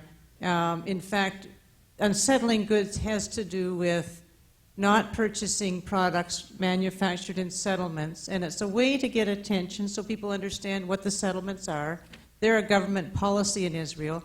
We're the church that's actually named recognition for Israel as a Jewish state, but defining that as a state that recognizes the rights of everyone within a Jewish context, just like in Canada we have a Christian context where our state holidays are Christian days and so on. We're the one church that's actually recognized that. And with the Unsettling Goods campaign, there's a whole range, when you've looked at it, of ways that people can engage. They can engage by praying. They can engage by learning a little bit more. They can engage by holding an educational day in their congregation. They can engage by choosing not to buy certain products. And also that proposal from the last General Council calls us to do all kinds of other things, like try to build relationship with other faiths to make sure that we can together work towards peace in the Middle East. It's a very big and complex thing. So yes, there was a concern raised through a CBC item. Yes, there's cause for attention about whether the government is going to target people that campaign in that way, but we're comfortable that any actions that the United Church has taken are fully within legal and ethical grounds. Thank you. Microphone 1. Michelle Down, Huron-Perth Presbytery. I believe in the power of prayer deeply, and I wish for peace to be achieved in Palestine and Israel imminently. It is not my belief that that is tomorrow's news cycle. And I'm standing to vote against this proposal in that I believe it's asking us to allocate adequate resources of our denomination for something that will exist beyond our denomination. I'm not sure that it is practical for us to be able to implement as this is requested. So I stand to vote against it. Thank you. Microphone 1 and then microphone 2. Jim Evans, Elgin Presbytery. I stand in favor of this as well as the following proposals when we reach them. In light of the General Secretary's comment that there has been a letter that has gone to the Canadian government regarding, from the moderator, asking for clear assurance that it does not intend to limit the democratic rights of individuals and organizations that oppose Israel's occupation on Palestinian territories. As far as I understand, a response has not come back yet.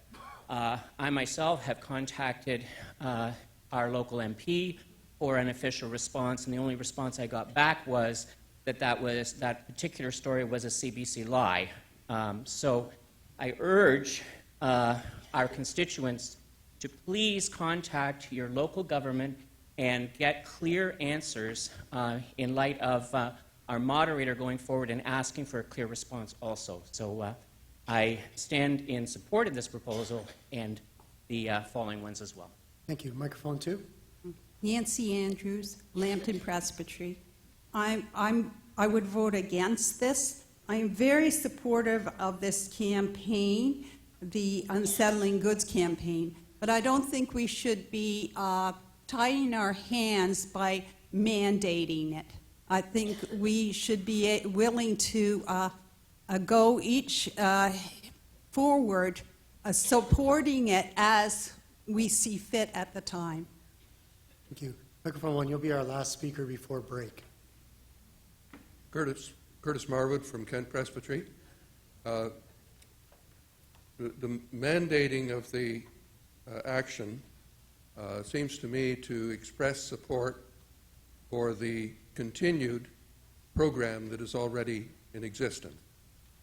The question of allocating resources will depend upon, I guess, what comes out of the comprehensive review and what resources are available. But the principle of continuing the Unsettling Goods campaign is behind this motion. In other words, just because it was passed in 2012 and we're coming to the end of the triennium doesn't mean that the campaign should stop. It needs to continue. And in order for peace to be achieved, we need to continue to exert our voice for justice in Palestine and Israel. Whether the church survives that situation in Palestine is another question. But we still, as long as we are alive, still need to promote that Unsettling Goods campaign. Thank you. Is the court ready to vote?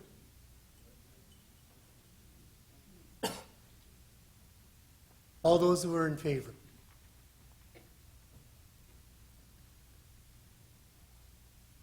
All those who are opposed? That's carried. So my friends, we've come to a time of break. We're going to gather together at 3:20. So enjoy your break. Hold on, team. 1 second, sorry. Sorry, friends, I'm just going to hold you on for 1 second. The book room has asked me to tell you that they are now closed, but if you have something on hold, please go and get it so that they can get packed up and get ready for tonight's worship service. Thank you.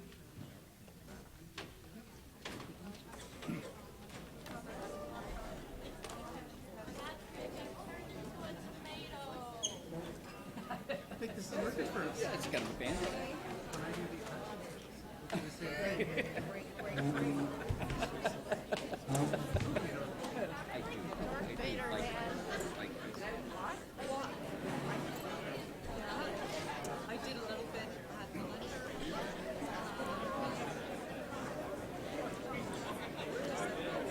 And they do challenge. Yeah, I know.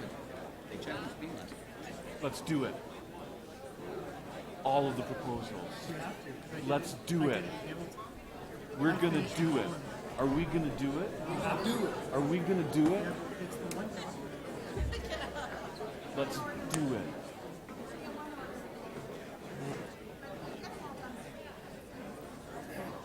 We're gonna do it. We have to do it. Do it. I hear you. Let's do it.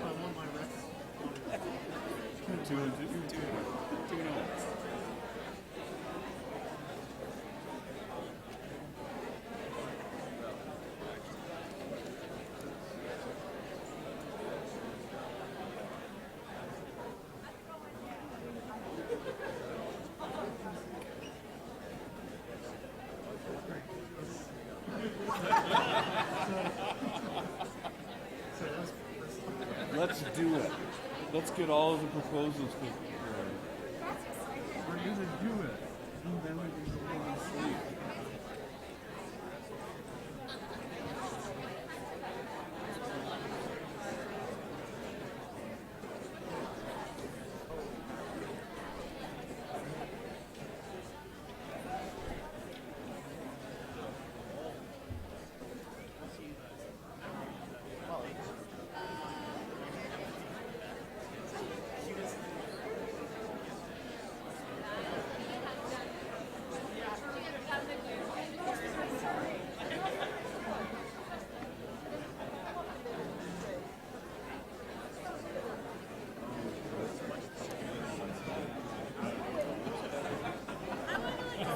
Exit stage.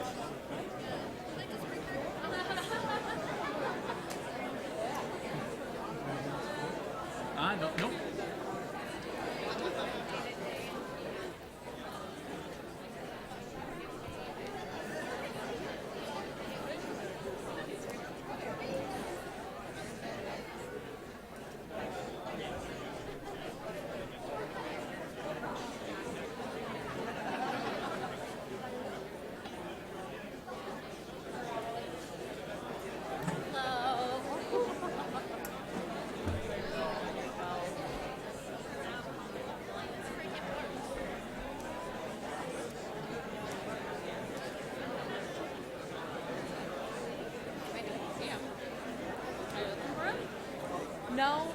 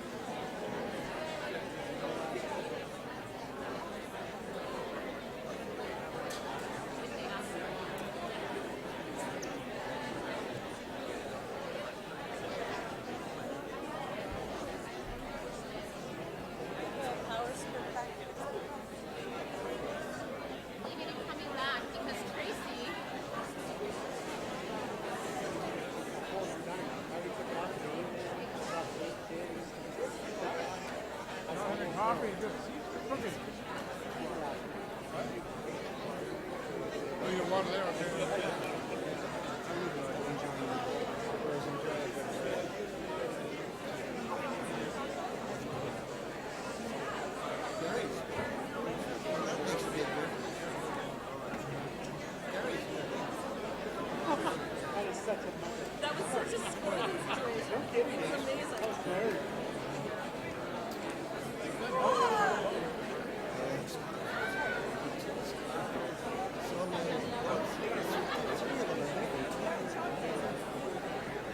This guy, Williamson, was in Beaconsfield. Just next door. Page 156.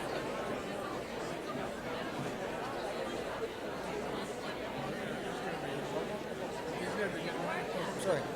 Yes?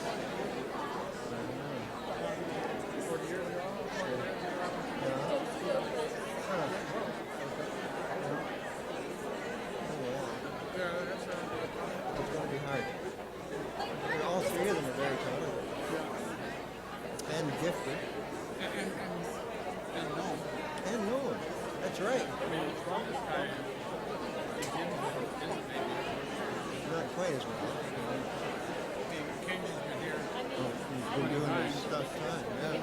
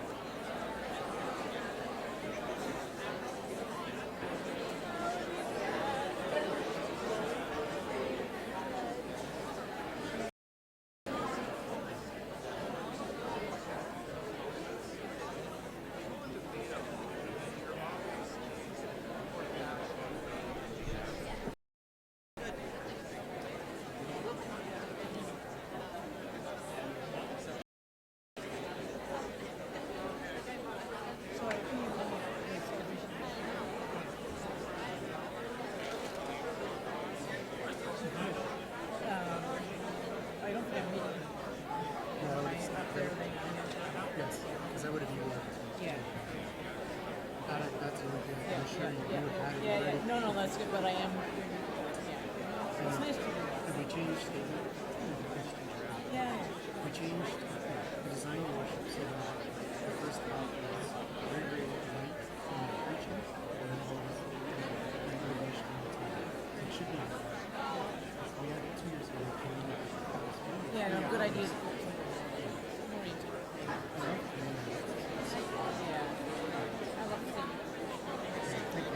I love doing it. I think we better than this. Oh, yeah, me too.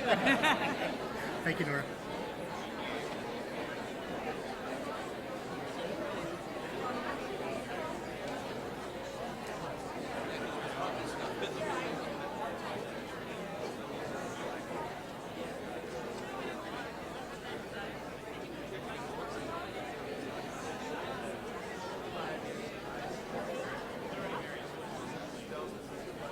Not my priority right now. Child and place in seminary.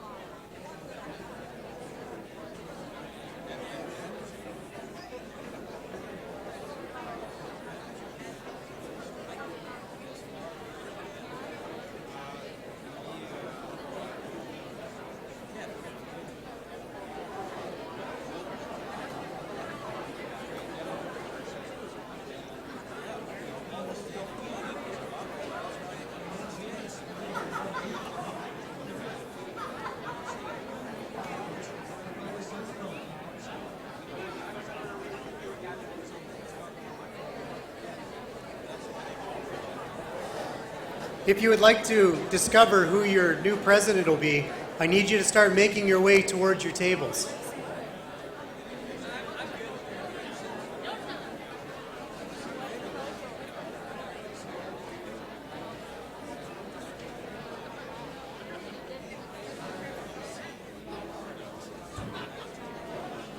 Mr. President, there are a couple of items I would like to draw to the court's attention. So one of them is, actually, we did not have the correct link up, so thank you for helping us discover that. You want the most recent one order document, and that is in the workbook of the last meeting of the General Council Executive. Now, you will get a link that takes you to that entire workbook, and when you get to that link, I want you to give a lot of thanks to Doug Wright and Charles McMillan, who are your General Council Executive reps and who work through workbooks like that twice a year. So when you get it, if you would please scroll through to page 136, you'll find the document you need there to review for one order. Just another housekeeping announcement. Delegates have been asking how they get a receipt to submit to your treasurer. So just let me tell you, you have a confirmation email if you registered online. If you don't have a confirmation email, you can take your name tag.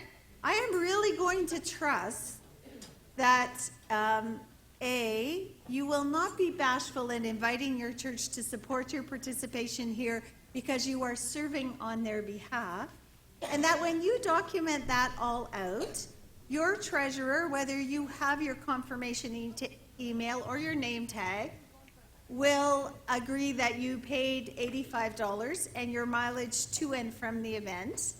And if they need to talk to somebody to confirm that, give them my number.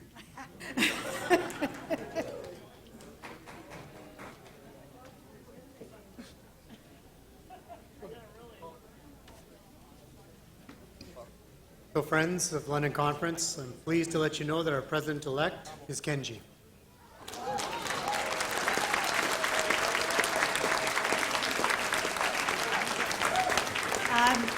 Mr. President, I move and Philip Newman seconds that the ballots be destroyed. All those in favor? Opposed? Carried. Just as you're coming up, and I realize this is going to jinx it, but when I was the president of Hamilton Conference 6 years ago, we finished all of our business. It'd sure be nice to be able to say I was 2 for 2. It's all about you.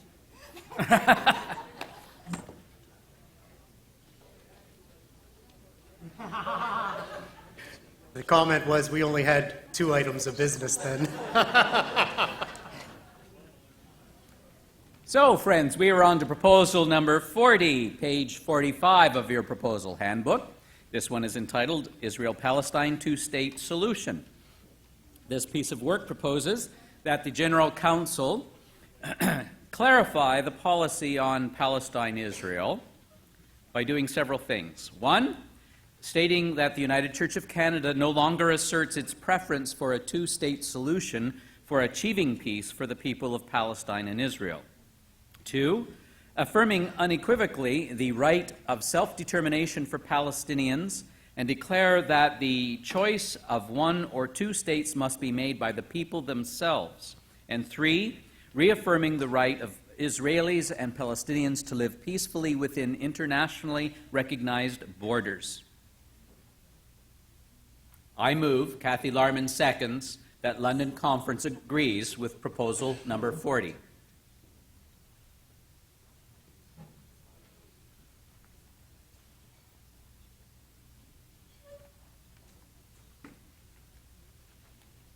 Seeing no movement towards the mic. It's been moved and it's been seconded.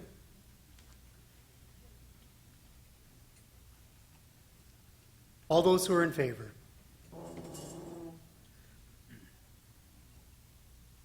All those who are opposed? Carried.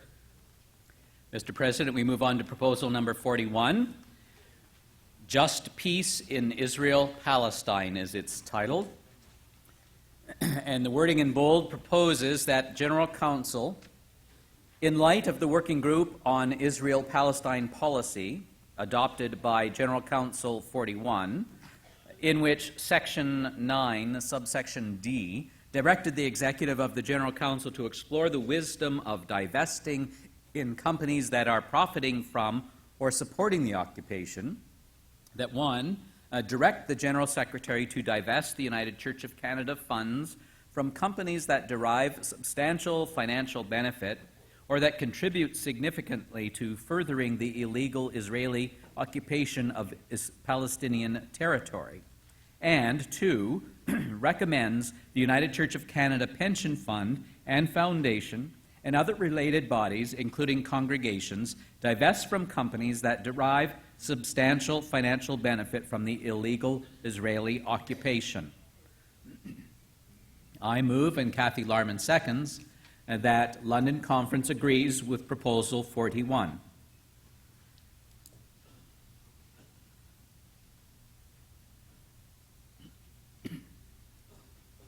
Microphone number 2. Bruce Cook, Kent Presbytery. This is the same argument we heard regarding South Africa, divesting in firms that were supporting the regime there and apartheid.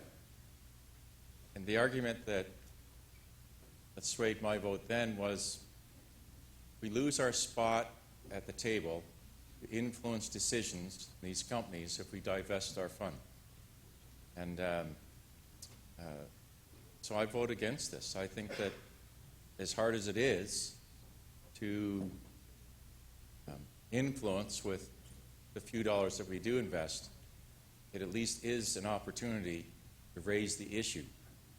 So if we divest, we lose our spot at the table.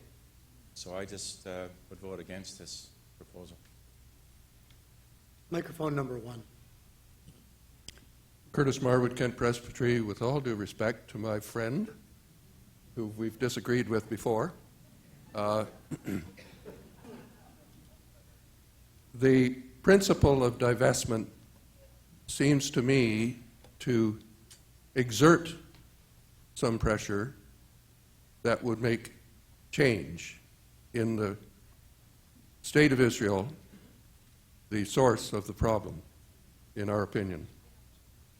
The companies that we may invest in, I think, know the situation, and at least we're working towards educating them on that situation. And this is one of the means of helping to educate, helping to raise awareness of the public that they can put pressure on those companies that they invest in towards this end. But we are calling for the United Church to take a lead in this in response to the Kairos Palestine document that comes from Palestinians inviting us to boycott, divest, and sanction the action of Israel. Thank you.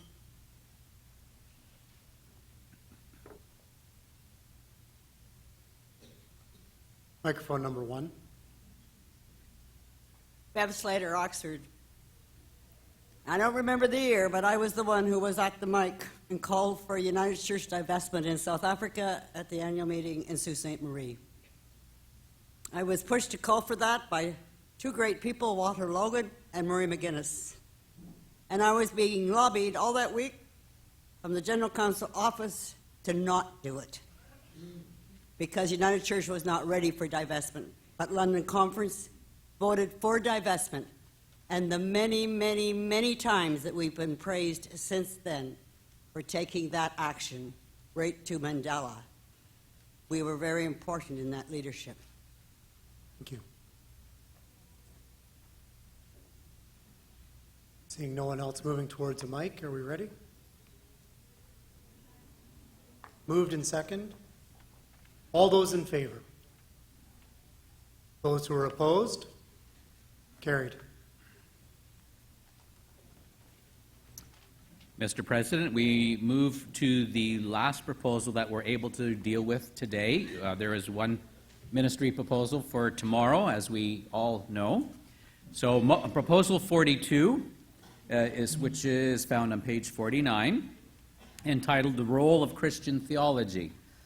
This piece of work proposes that the General Council direct the General Council Executive and appropriate unit to implement Item 8 of the General Council 41, Israel-Palestine policy adopted by General Council 41, specifically, 1, address the critical role that some forms of Christian theology have played in legitimizing the occupation by A, challenging Christian beliefs that theologically justify the occupation and Israel's possession of a greater Israel that includes the West Bank, East Jerusalem, and Gaza, and B, requesting that the Theology and Interchurch Interfaith Committee explore the implications of theologies and beliefs that support the occupation. I move, and Kathy Larman seconds, that London Conference agrees with Proposal 42.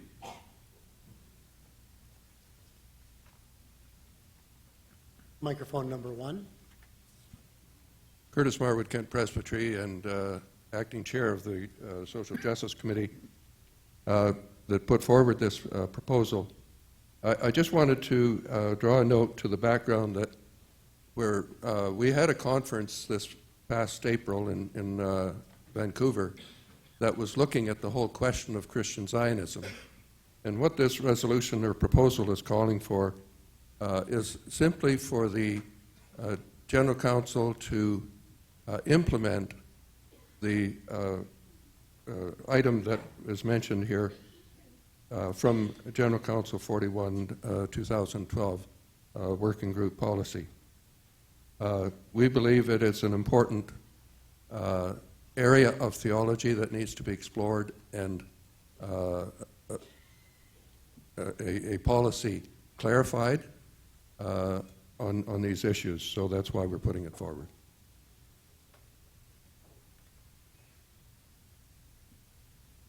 Microphone number 2. Bruce Cook, Kent Presbytery. All due respect to my learned... No, and in respect to his position, I'm in full support of this proposal.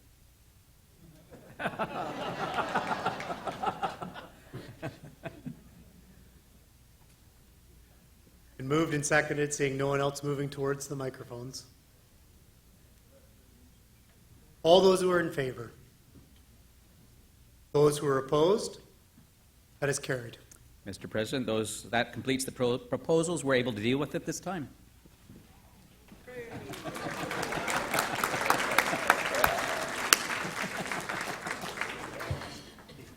Mr. President, one of the items that we had shifted was our General Counsel Executive Report. However, our General Counsel Executive representatives are tellers who are busy at the moment. But we're not done, and we have some work we can do in this next time. But we need your help because many of our tellers are busy. So I'm going to share with you that we have the minutes of the November meeting of the General Counsel, the highlights of the November meeting of the General Counsel Executive. And we have the highlights of the March 2015 meeting. And we have the biographies of the Order of Ministry and designated lay minister candidates for General Counsel Commissioners. And the tellers are still finishing the lay biographies for us. So this is the plan. Pick one person from your table. They're going to come and see Tanya, and they are going to get 2 of the March meeting. And they are going to come see the president, and they're going to get 2 of whatever other meeting it is. And then they're going to come and see me, and they're going to get as many as they need for every person at their table to have the Order of Ministry. So 2 from Tanya, 2 from President Jeff, and as ever many people are at your table, pick one person to do that, and we will be good to go. Where did they go? I'm like, I'm here.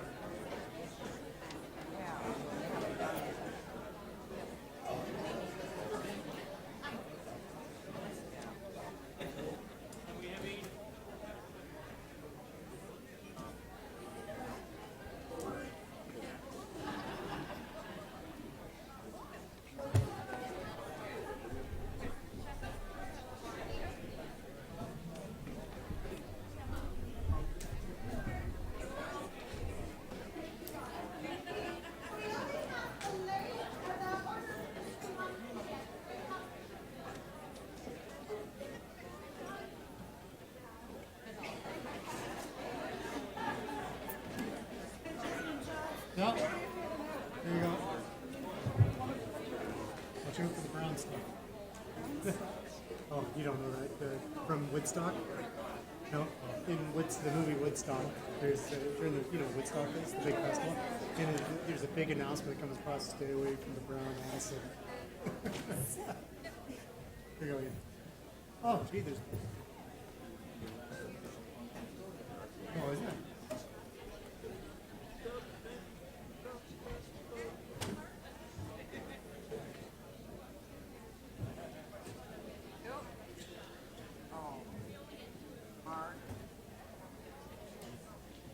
So friends, at this point, you have on your table 2 copies of the General Council highlights from the meeting in November of 2014, 2 copies of the General Council highlights for the meeting of March 2015, and each person has an individual copy of the biographies for the Order of Ministry and designated lay minister category, and we will be electing 3 commissioners in that category, since one of our commissioners is now our president-elect and moves into a different category of commissioners. So you'll elect 3 people out of those biographies in tomorrow morning's ballot. So we want to give you some time to look over that. Now you can begin to look over it and be prepared for tomorrow. And the tellers will be with us shortly. They are finishing compiling the lay nominees.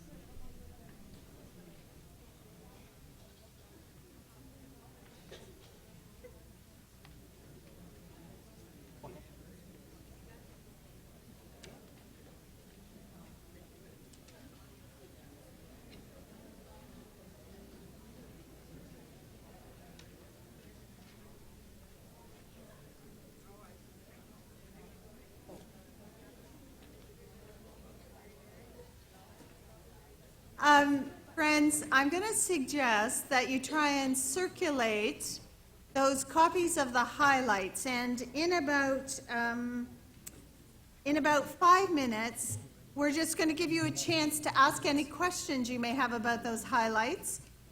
because Charles, who is our current lay commissioner, is in the court, and the general secretary is with us, and I also have the privilege of attending general council executive. So if you have questions about some of that, we might be able to help answer that on the highlights.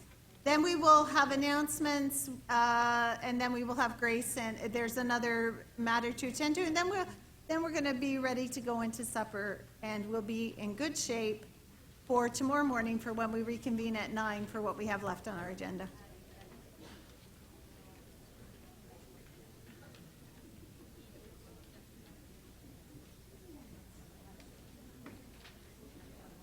So friends, this is not my idea, okay? I'm just going to tell you that now. But the parliamentarian and other people who are wearing blue shirts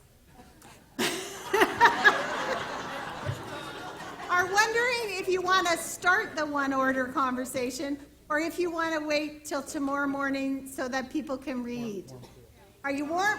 So show us if you're warm, cool to starting it now.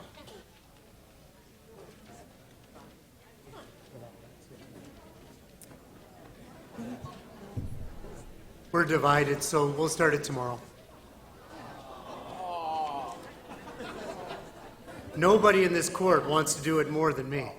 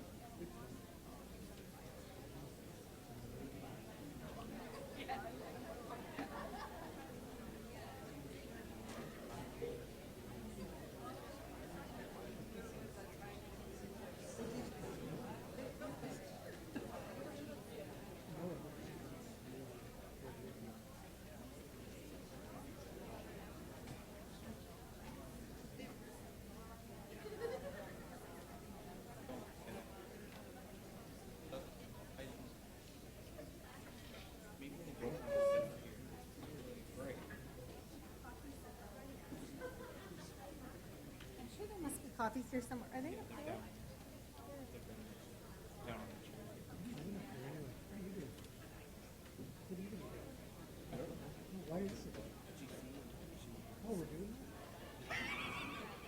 I'm relying on you. We're not doing that.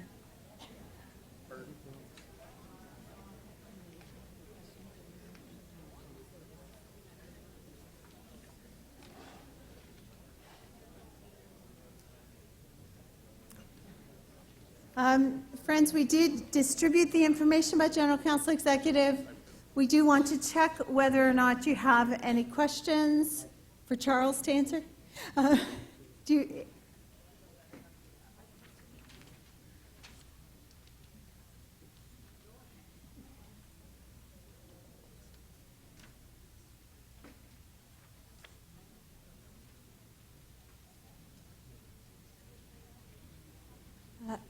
I also want to make sure we take it. Oh, sorry. You're in charge of that, boss. Microphone 2. Tom Brunt, Kent Presbytery. Are we talking about the meeting of the Executive General Council? The summary? That's the one we're discussing now? Yeah. Okay. The second item, the 2015 budget. There's a $6.4 million loss before investment income. Can we have a ballpark figure on what the investment income usually brings in?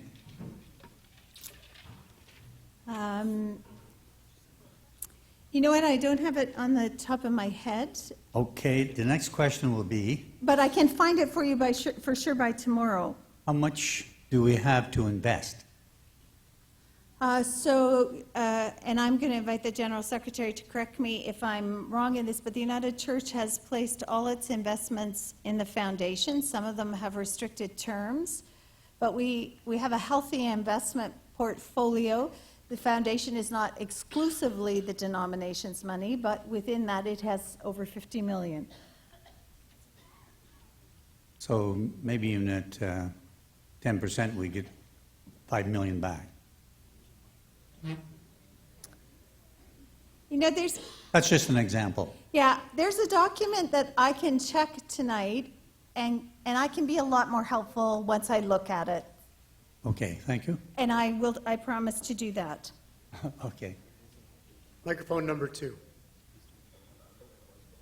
Nick Monser, Lambton. I see that loss in the budget there, 2015. What's going on in our financial situation? Are we contributing to the provincial government as well? Thank you. Because it seems as though we shouldn't be on the loss side. And you're saying that you're going to have this information for tomorrow? Is that what you said? Well, I can answer, but I can answer that fairly quickly, Nick. I think what you're asking, and I think you have flagged something so important. So thank you for asking that, Nick. Friends, we have operated at a significant loss, drawing down out of our savings to cover our operating expenses as a denomination for a significant period of time. And we no longer can afford to do that because very shortly we will be below the minimum threshold that we have set for our reserves as the baseline of security money for the denomination. So I want to give it to you in real numbers in terms of what it looks like overall. That has meant cuts, significant cuts throughout the budget in every element of it. There is no part of the budget that the General Council Executive has left untouched. And I'm going to talk to this because I'm not the person who votes on it.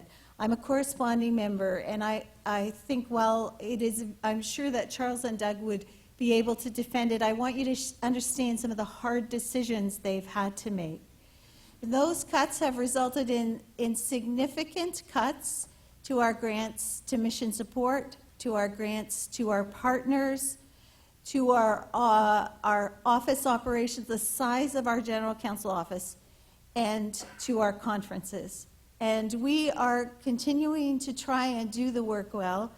I do want to say we haven't said it this year, we've said it a few times in the past year, but you were only able to sustain, as a conference, we are able to sustain our 2.4% because the majority of the cut to the conference budget to date has been absorbed by 2 conferences.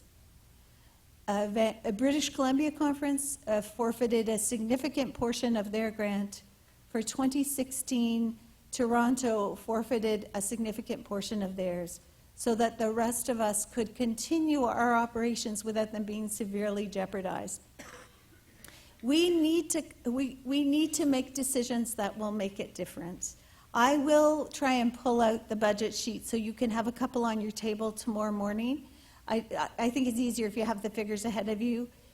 The key piece, we have operated at a loss. The General Council Executive has took seriously that we need to reduce that loss. The General Council Executive has made a commitment to work as soon as possible into a budget that reflects our actual income.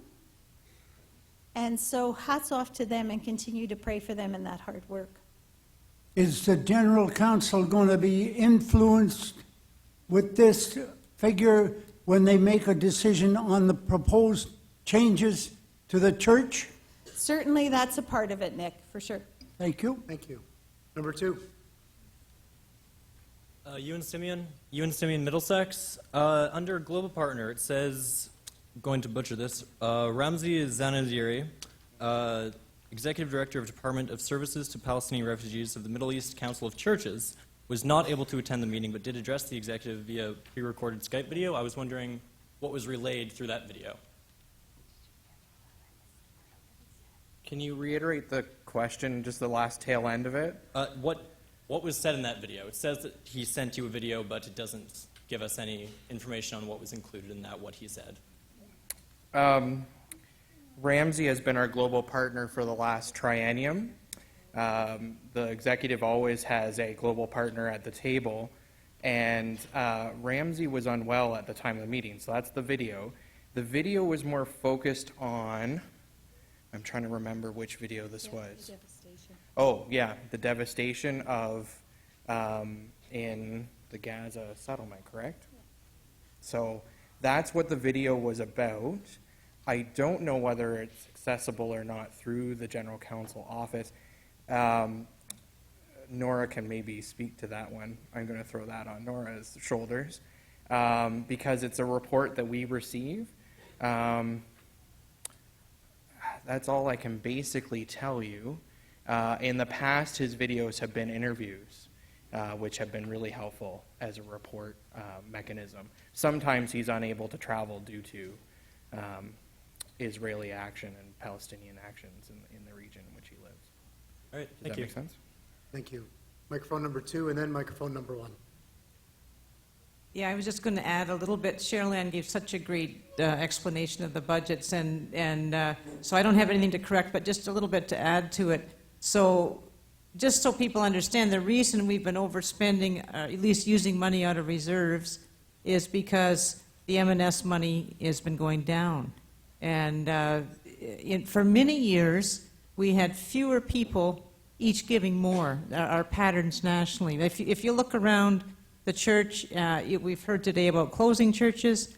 We've all seen congregations that are aging, and at a certain point after they age, they die. And then they're not giving anymore. This is one of the realities of our church. So it's simply that the M&S has been going down.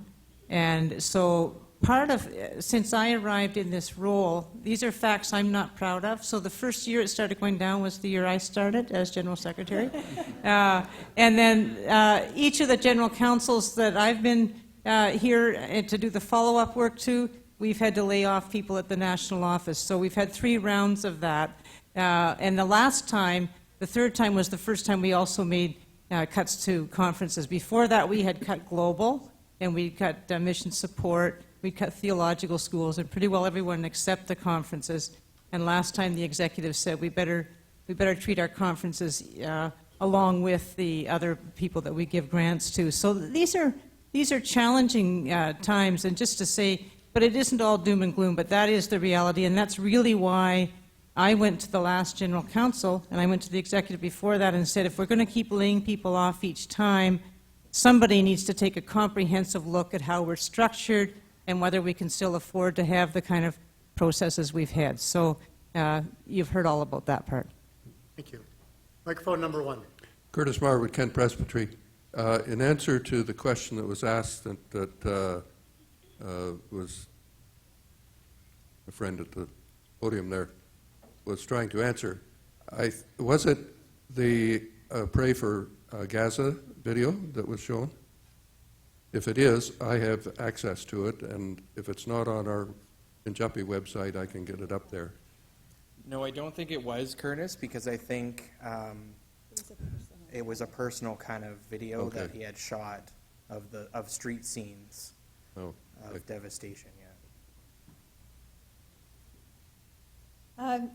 So, friends, if you don't have any other questions, when you go to look at that one order document, you're going to see that the General Counsel workbook for the executive is lengthy, and it requires preparation and 3 days of meeting twice a year, and then every person who serves has a representative from their conference. Each conference has both a order of ministry or designated lay minister rep and a lay rep. In addition to that, each of those people serves in what we would call a cascading appointment. You know, you ever have a job in the church when you said, sure, I'll do that, and then you got 6 more with it because, you know, that puts you on another committee, on another committee.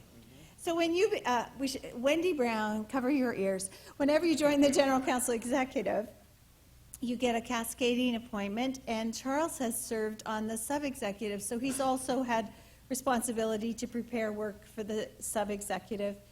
At the rise of General Counsel, this will be the end of Charles' term. He will have been our representative for the last 6 years. He has faithfully been there, faithfully participated, been an integral part of all his cascading appointments. And I would hate for this moment to pass without us saying thank you to him for this gift of his time.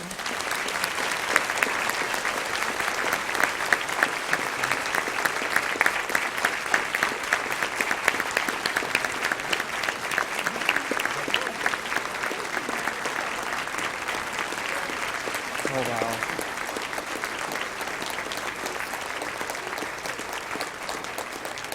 Thank you, friends. Just another point, too, Cheryl Ann. It wasn't only, I signed on for 3 years, and then I got to my first meeting of the executive, and they said, no, you're here for 6. And so not only did I have a cascading appointment, in my first triennium, I was on the Permanent Committee on Governance and Agenda that had just formed a new committee, and I was one of 4. So I could not show up at the meetings. They would know I wasn't there. And so, and now I'm on sub-executive as my cascading appointment. So thank you very much.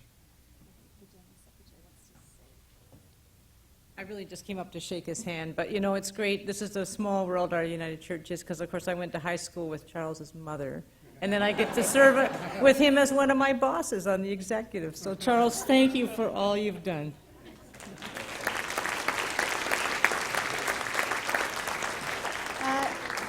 We have the first run of the biographies for lay nominees. So if you'd like to send somebody from your table forward, we can start to give out those till we run out. And you can use this time to start to read the biographies and discern who you would like to nominate. Yeah, they're all the same.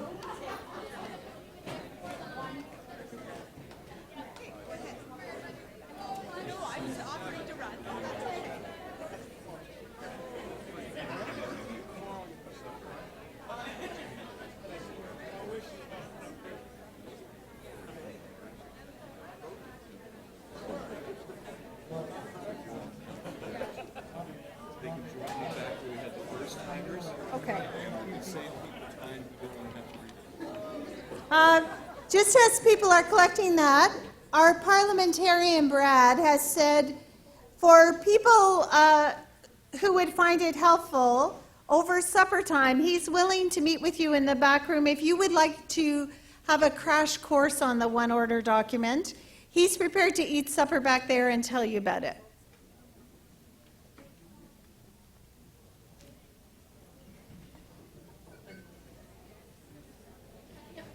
Just feels so Methodist. Up to the rail, receiving your word.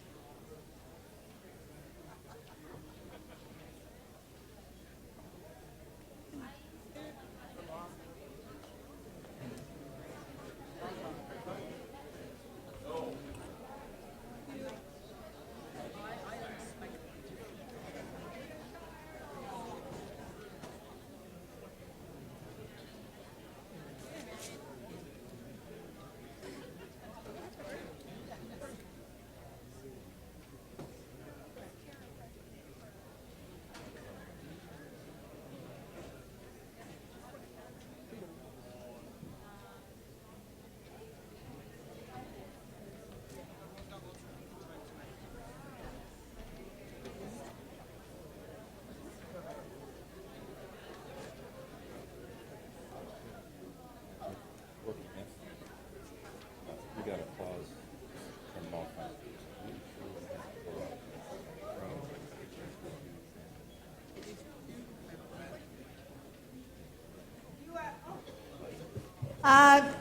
Thank you very much, Past President Gary, who asked me how many lay commissioners. So you will elect 2 lay commissioners tomorrow morning, and you will elect 3 Order of Ministry designated lay minister.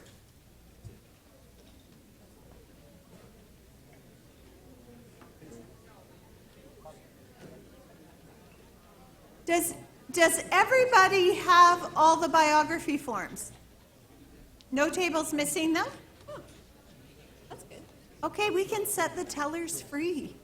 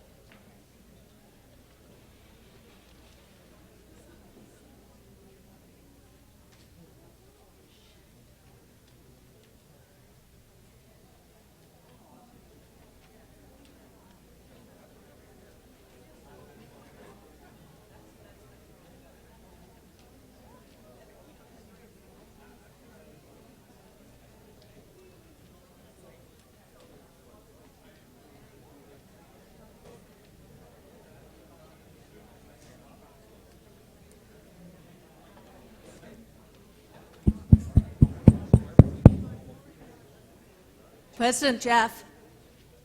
Hi. Microphone two. Thank you. There's been a question.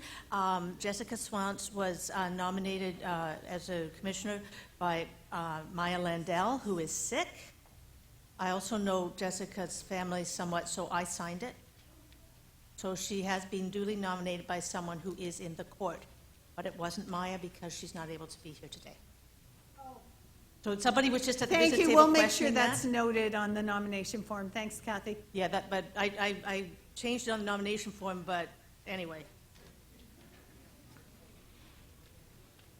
Jessica's was printed before we even got here, so that it doesn't affect what you do, it just affects what we record. It's all good.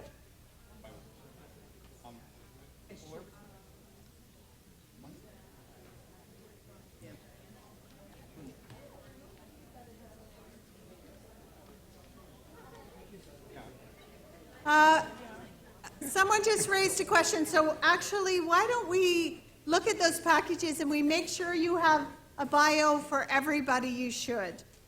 So if you look for your Order of Ministry Designated Lay Minister package, you should have a bio for Mary Dillon, James Evans, James Hatt, who will be Order of Ministry by the time you vote tomorrow morning, Adam Kilner,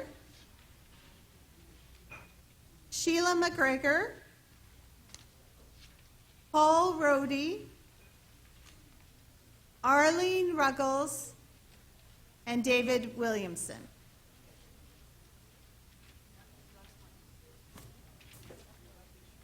Ready to move now to your lay nominees package?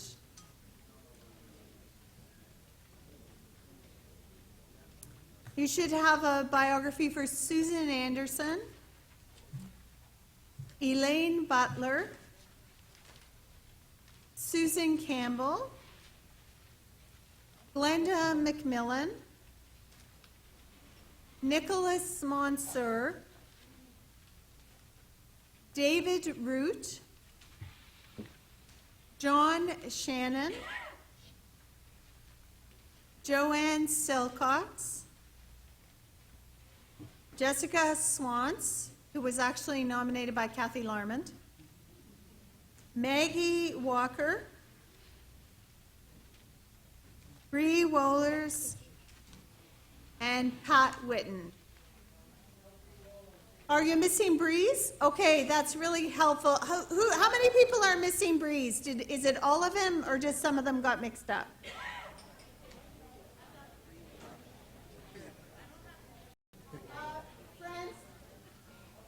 Friends, if you're missing any of those names, how many are missing Breeze bio? Can you put up your hand for us? Like, we can't see anything, so it doesn't look. Wave a card, like Okay, so if it's just a few people, can we suggest you come up and get another packet? That's just an assembling problem. handwritten. So if you're missing that, I suggest there are other complete packages up here. And that we handle it that way.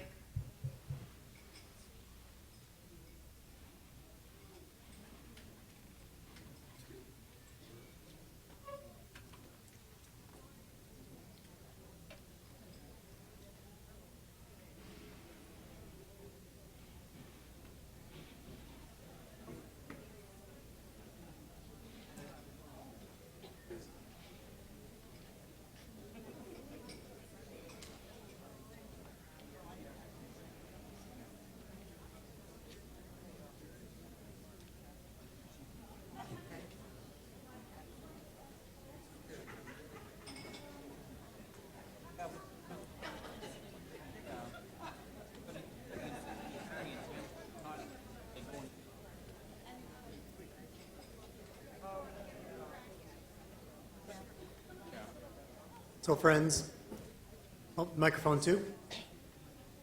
Susan Cameron, Middlesex. just because there's some questions happening at our table and other tables, and I know the answer, but maybe other folks may not. Can you just remind us, President Jeff or Cheryl Ann, that these names are in addition to the other folk who are already going, because there are some concerns about what this is all about. Sure, you want to do that, Jeff? Go ahead, Cheryl. So last year at our annual meeting, we elected the majority of our commissioners. And you have that list in your delegate handbook. And we made a commitment last year at our annual meeting that in the new model of Youth Forum, we would honor the nomination forum for our second under 19 commissioner. So last year you elected several commissioners, and their names are listed in your delegate handbook. In the consent docket at the opening of our meeting, you elected Caitlin Cody, who was the nominee from Youth Forum to be the pilgrim on the Youth Forum pilgrimage, and who is our second under 19 representative. And when we go to vote tomorrow morning, you will be electing the remaining commissioners. And the reason we didn't elect everyone last year is because we wanted to leave room that new people might come to our conference whom we would want to send, that we might have a nominee for moderator, and you can't be a nominee unless you're a commissioner. So we were trying to leave ourselves a little bit of room, and that's why tomorrow we will have an election. Because our new president-elect, Kenji Marui, was one of our commissioners, there's a protected spot for president-elect. So he moves into that, and that frees us up. So we elect 3 order of ministry or designated lay minister commissioners and 2 lay commissioners. Is it clear as mud? That helpful? So with that being said, we're going to move to our time of announcements. So if our announcement person can make their way up, that'd be great. And then Bronwyn's going to lead us in theological reflection. And then we're going to begin reading scripture starting in Genesis. And then when dinner's ready, we'll see where we end up.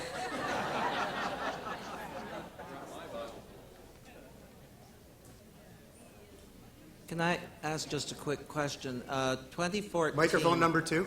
2014-15 was given in error. Are we getting the 2015-16, or should they be on the table, or...? The nominating committee's presenting again tomorrow morning. So you'll get their new report then. To announcements. Okay, so this evening, it's been past practice that we clear the tables in the evening so that we can put them all away and get ready for our worship in the morning. We are not putting the tables away tonight, but we do ask that you take all of your personal possessions with you so that we can prepare for tomorrow. The buses for tonight will be leaving at 6 p.m. Please be here and lined up by 5:45 if you have a bus ticket. And we ask that you allow the candidates and those participating in the celebration of ministry service to go through the buffet line first so that they can leave and be ready for the ministry tonight. Thank you.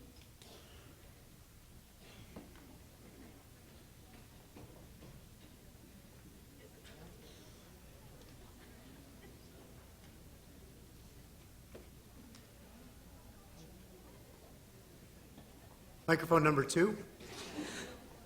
I'm sure, Claire Walker from Algoma. I'm sure that you were all as delighted as I was to see the presentation for the children at conference activities of last weekend. However, being from Algoma, I really was quite sad because there were no children from Algoma there.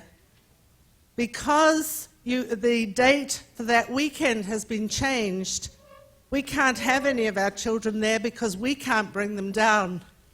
We're not able to drive 1,400 kilometers round trip twice in a week. I really do ask the organizers to rethink this change. To be that Children at Conference was the same weekend because we could bring our children with us, and attend conference, and many of us have done that in the past. Some of us were bringing grandchildren with us. And I just really ask the organizers to rethink this decision. And if you don't change the date, then please don't call them children at conference, because they're here a week before conference. Thank you.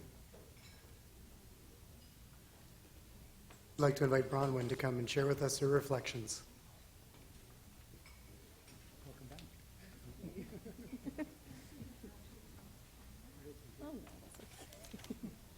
Thank you, Jeff.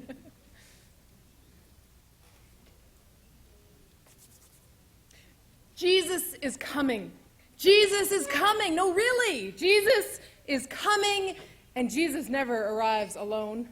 He's always got those disciples with him, and those people are always following him, and they often need food, and they always need a little healing, of course. We have to get ready. We have to get the food ready and the sheets ready, because Jesus never just comes for afternoon tea. He always stays a few days. We need to get the dishes and the tables set. We don't need to worry about the wine, though. Jesus takes care of that. When Jesus arrives at Mary and Martha's house, I imagine that Martha has been running around for days previous, getting everything ready. When Jesus arrives, Mary sits down at Jesus' feet and soaks in all he has to say. I imagine Martha refilling the water jugs, trying to serve the cake on time, struggling to get the meals ready, struggling to get all of the paperwork to all of the right tables at the right time. And when she complains to Jesus, saying, "Shouldn't Mary be helping me with all of these things?" Jesus has the audacity to say that Mary has chosen the better part.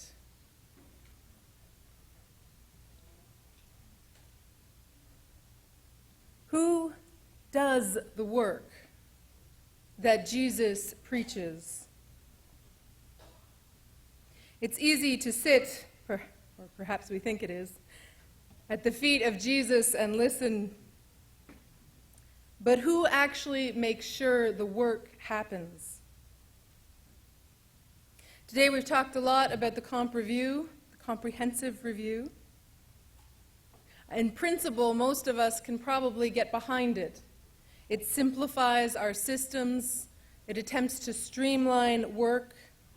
It's a reimagining of church, helping us to refocus our efforts on the ministries that really matter. Today we've spent lots of time considering the details. Where does membership sit? What does it mean to be a member? What does equal representation actually mean? How do we pay and who do we fund? Who funds what? Who manages what? And what will it all look like in detail at the end? What will we even call it? We've also spent a lot of time today talking about church leadership.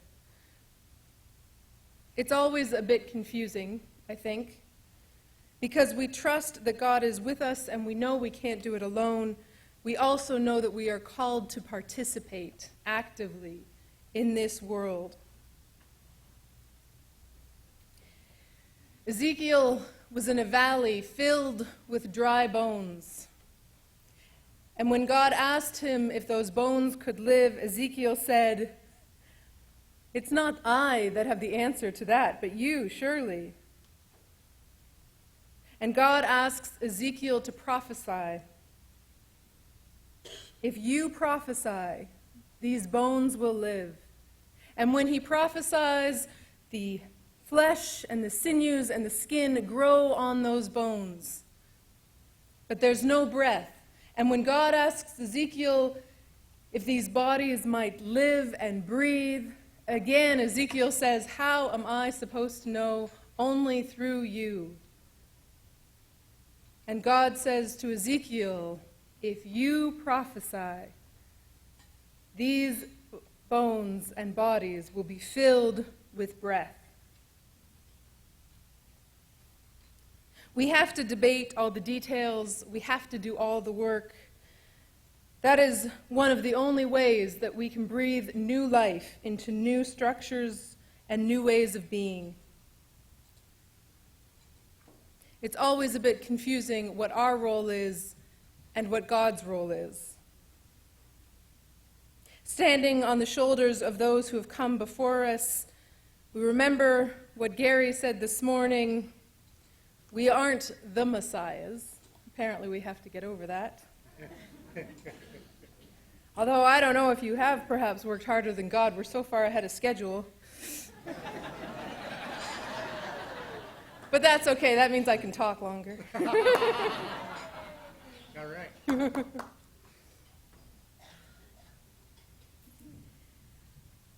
Mary and Martha have a brother who becomes sick. And when he becomes sick, they call or they send to Jesus and ask him to come. But Jesus continues in the ministry that he's working in and doesn't come. Finally, Lazarus dies. And Jesus waits again. Eventually, Jesus says to his disciples, "Lazarus has fallen asleep, and I have to go wake him up." And his disciples, completely confused, say, "Surely he'll just wake up when he's done his nap, like our retirees." And Jesus says, "No, Lazarus has died, and I must go wake him up." As he approaches Bethany, Martha runs out to see him and says, "If you had been here, Lord, my brother would not have died." And Martha and Jesus proceed to have a fairly strong theological conversation about, well, don't you believe that I am the Messiah? Don't you believe that Lazarus will be raised? Martha says, "Well, yes, I do believe, and I do believe in resurrection." And she returns home. When Mary learns that Jesus is coming, she runs out to Jesus and she falls at his feet. "Jesus, if you had been here, my brother would not have died. If you were here, this wouldn't have happened. If you were here, our churches wouldn't be closing. Our work would be appreciated. Our voices would be heard. Our impact would be bigger. There wouldn't be decline and there wouldn't be change." As Gary said this morning, there is grieving and hurt, and we have to be honest about it. If you were here, surely this would not have happened.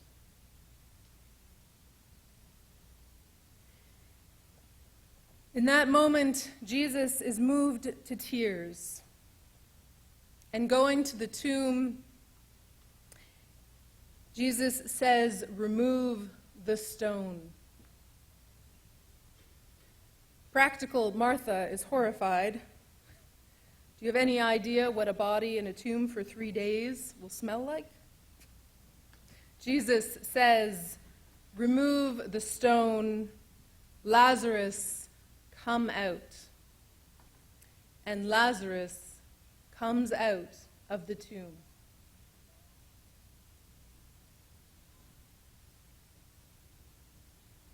I am grateful to all of you for your ministry, your work, your leadership, your questions and doubts, and your wrestlings.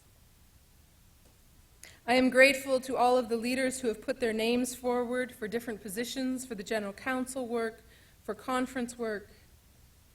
I am grateful for the retired ministers we heard from this morning, called to Sabbath and naps, and yet never fully retired from serving God. I am especially grateful for the new ministers that we will be celebrating this evening and the roles that they will take on in the future of our church. I am grateful to all of the Marthas who make sure that we have functioned well this weekend, that we've started on time and gotten through business and made sure that we've had all the information we need, that we've been heard and seen through these microphones and videos, that buses have been organized and food has been served and forms filled out. I am grateful to all the Marys who dream big and see visions, who preach justice and cry out, who listen and grieve and pray. And I am grateful that most of us are a bit of both dreamers and workers, both sprinters and marathon runners.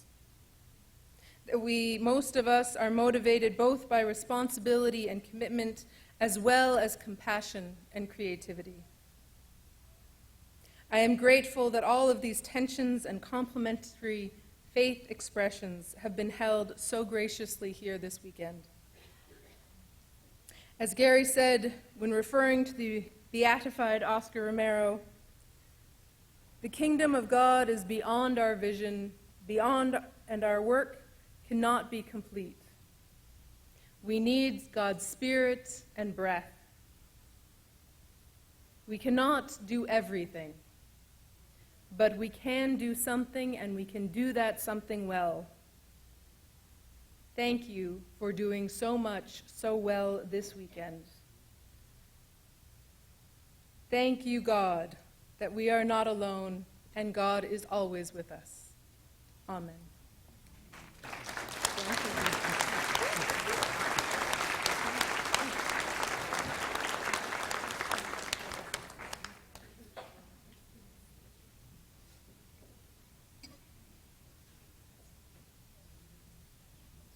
Even though it's a ways away, if our president-elect can come up,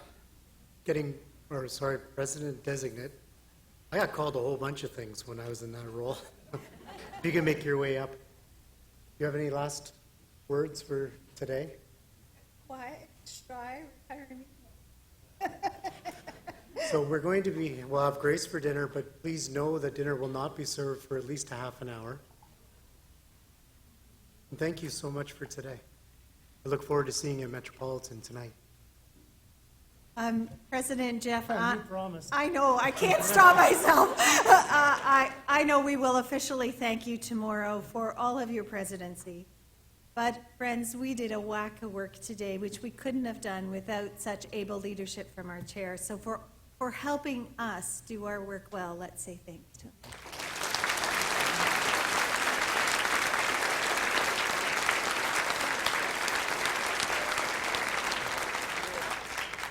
Microphone 2.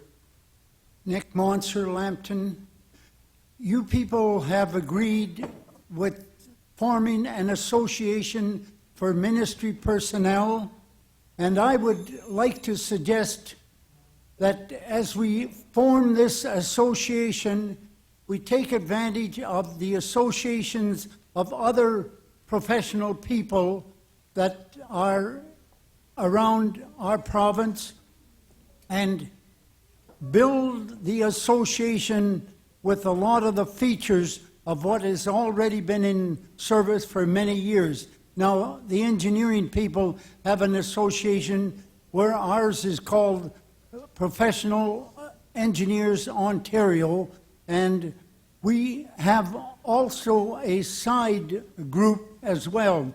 But let's make sure that this association stands right out in our community, and we will be very proud of it in a very short time. So good luck in that, and if you need assistance, don't hesitate to contact me. I'll bring you some documents if you want that. Thank you. Thank you so much.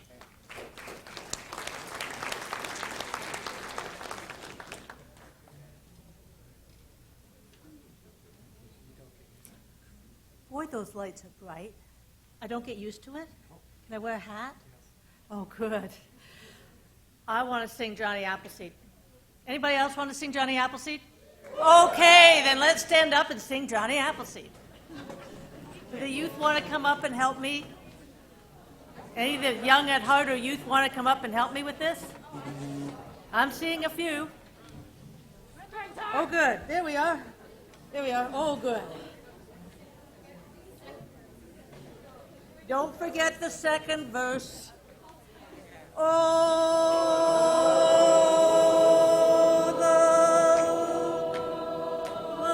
Lord is good to me.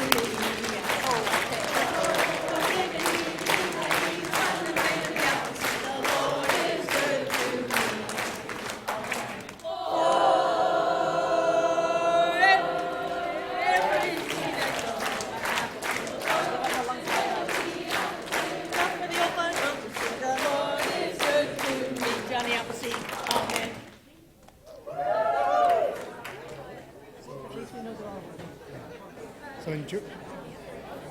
So enjoy your time with one another.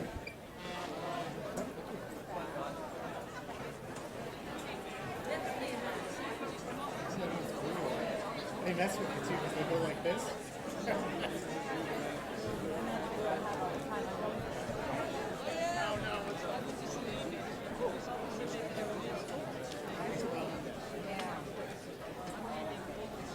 I'll take them.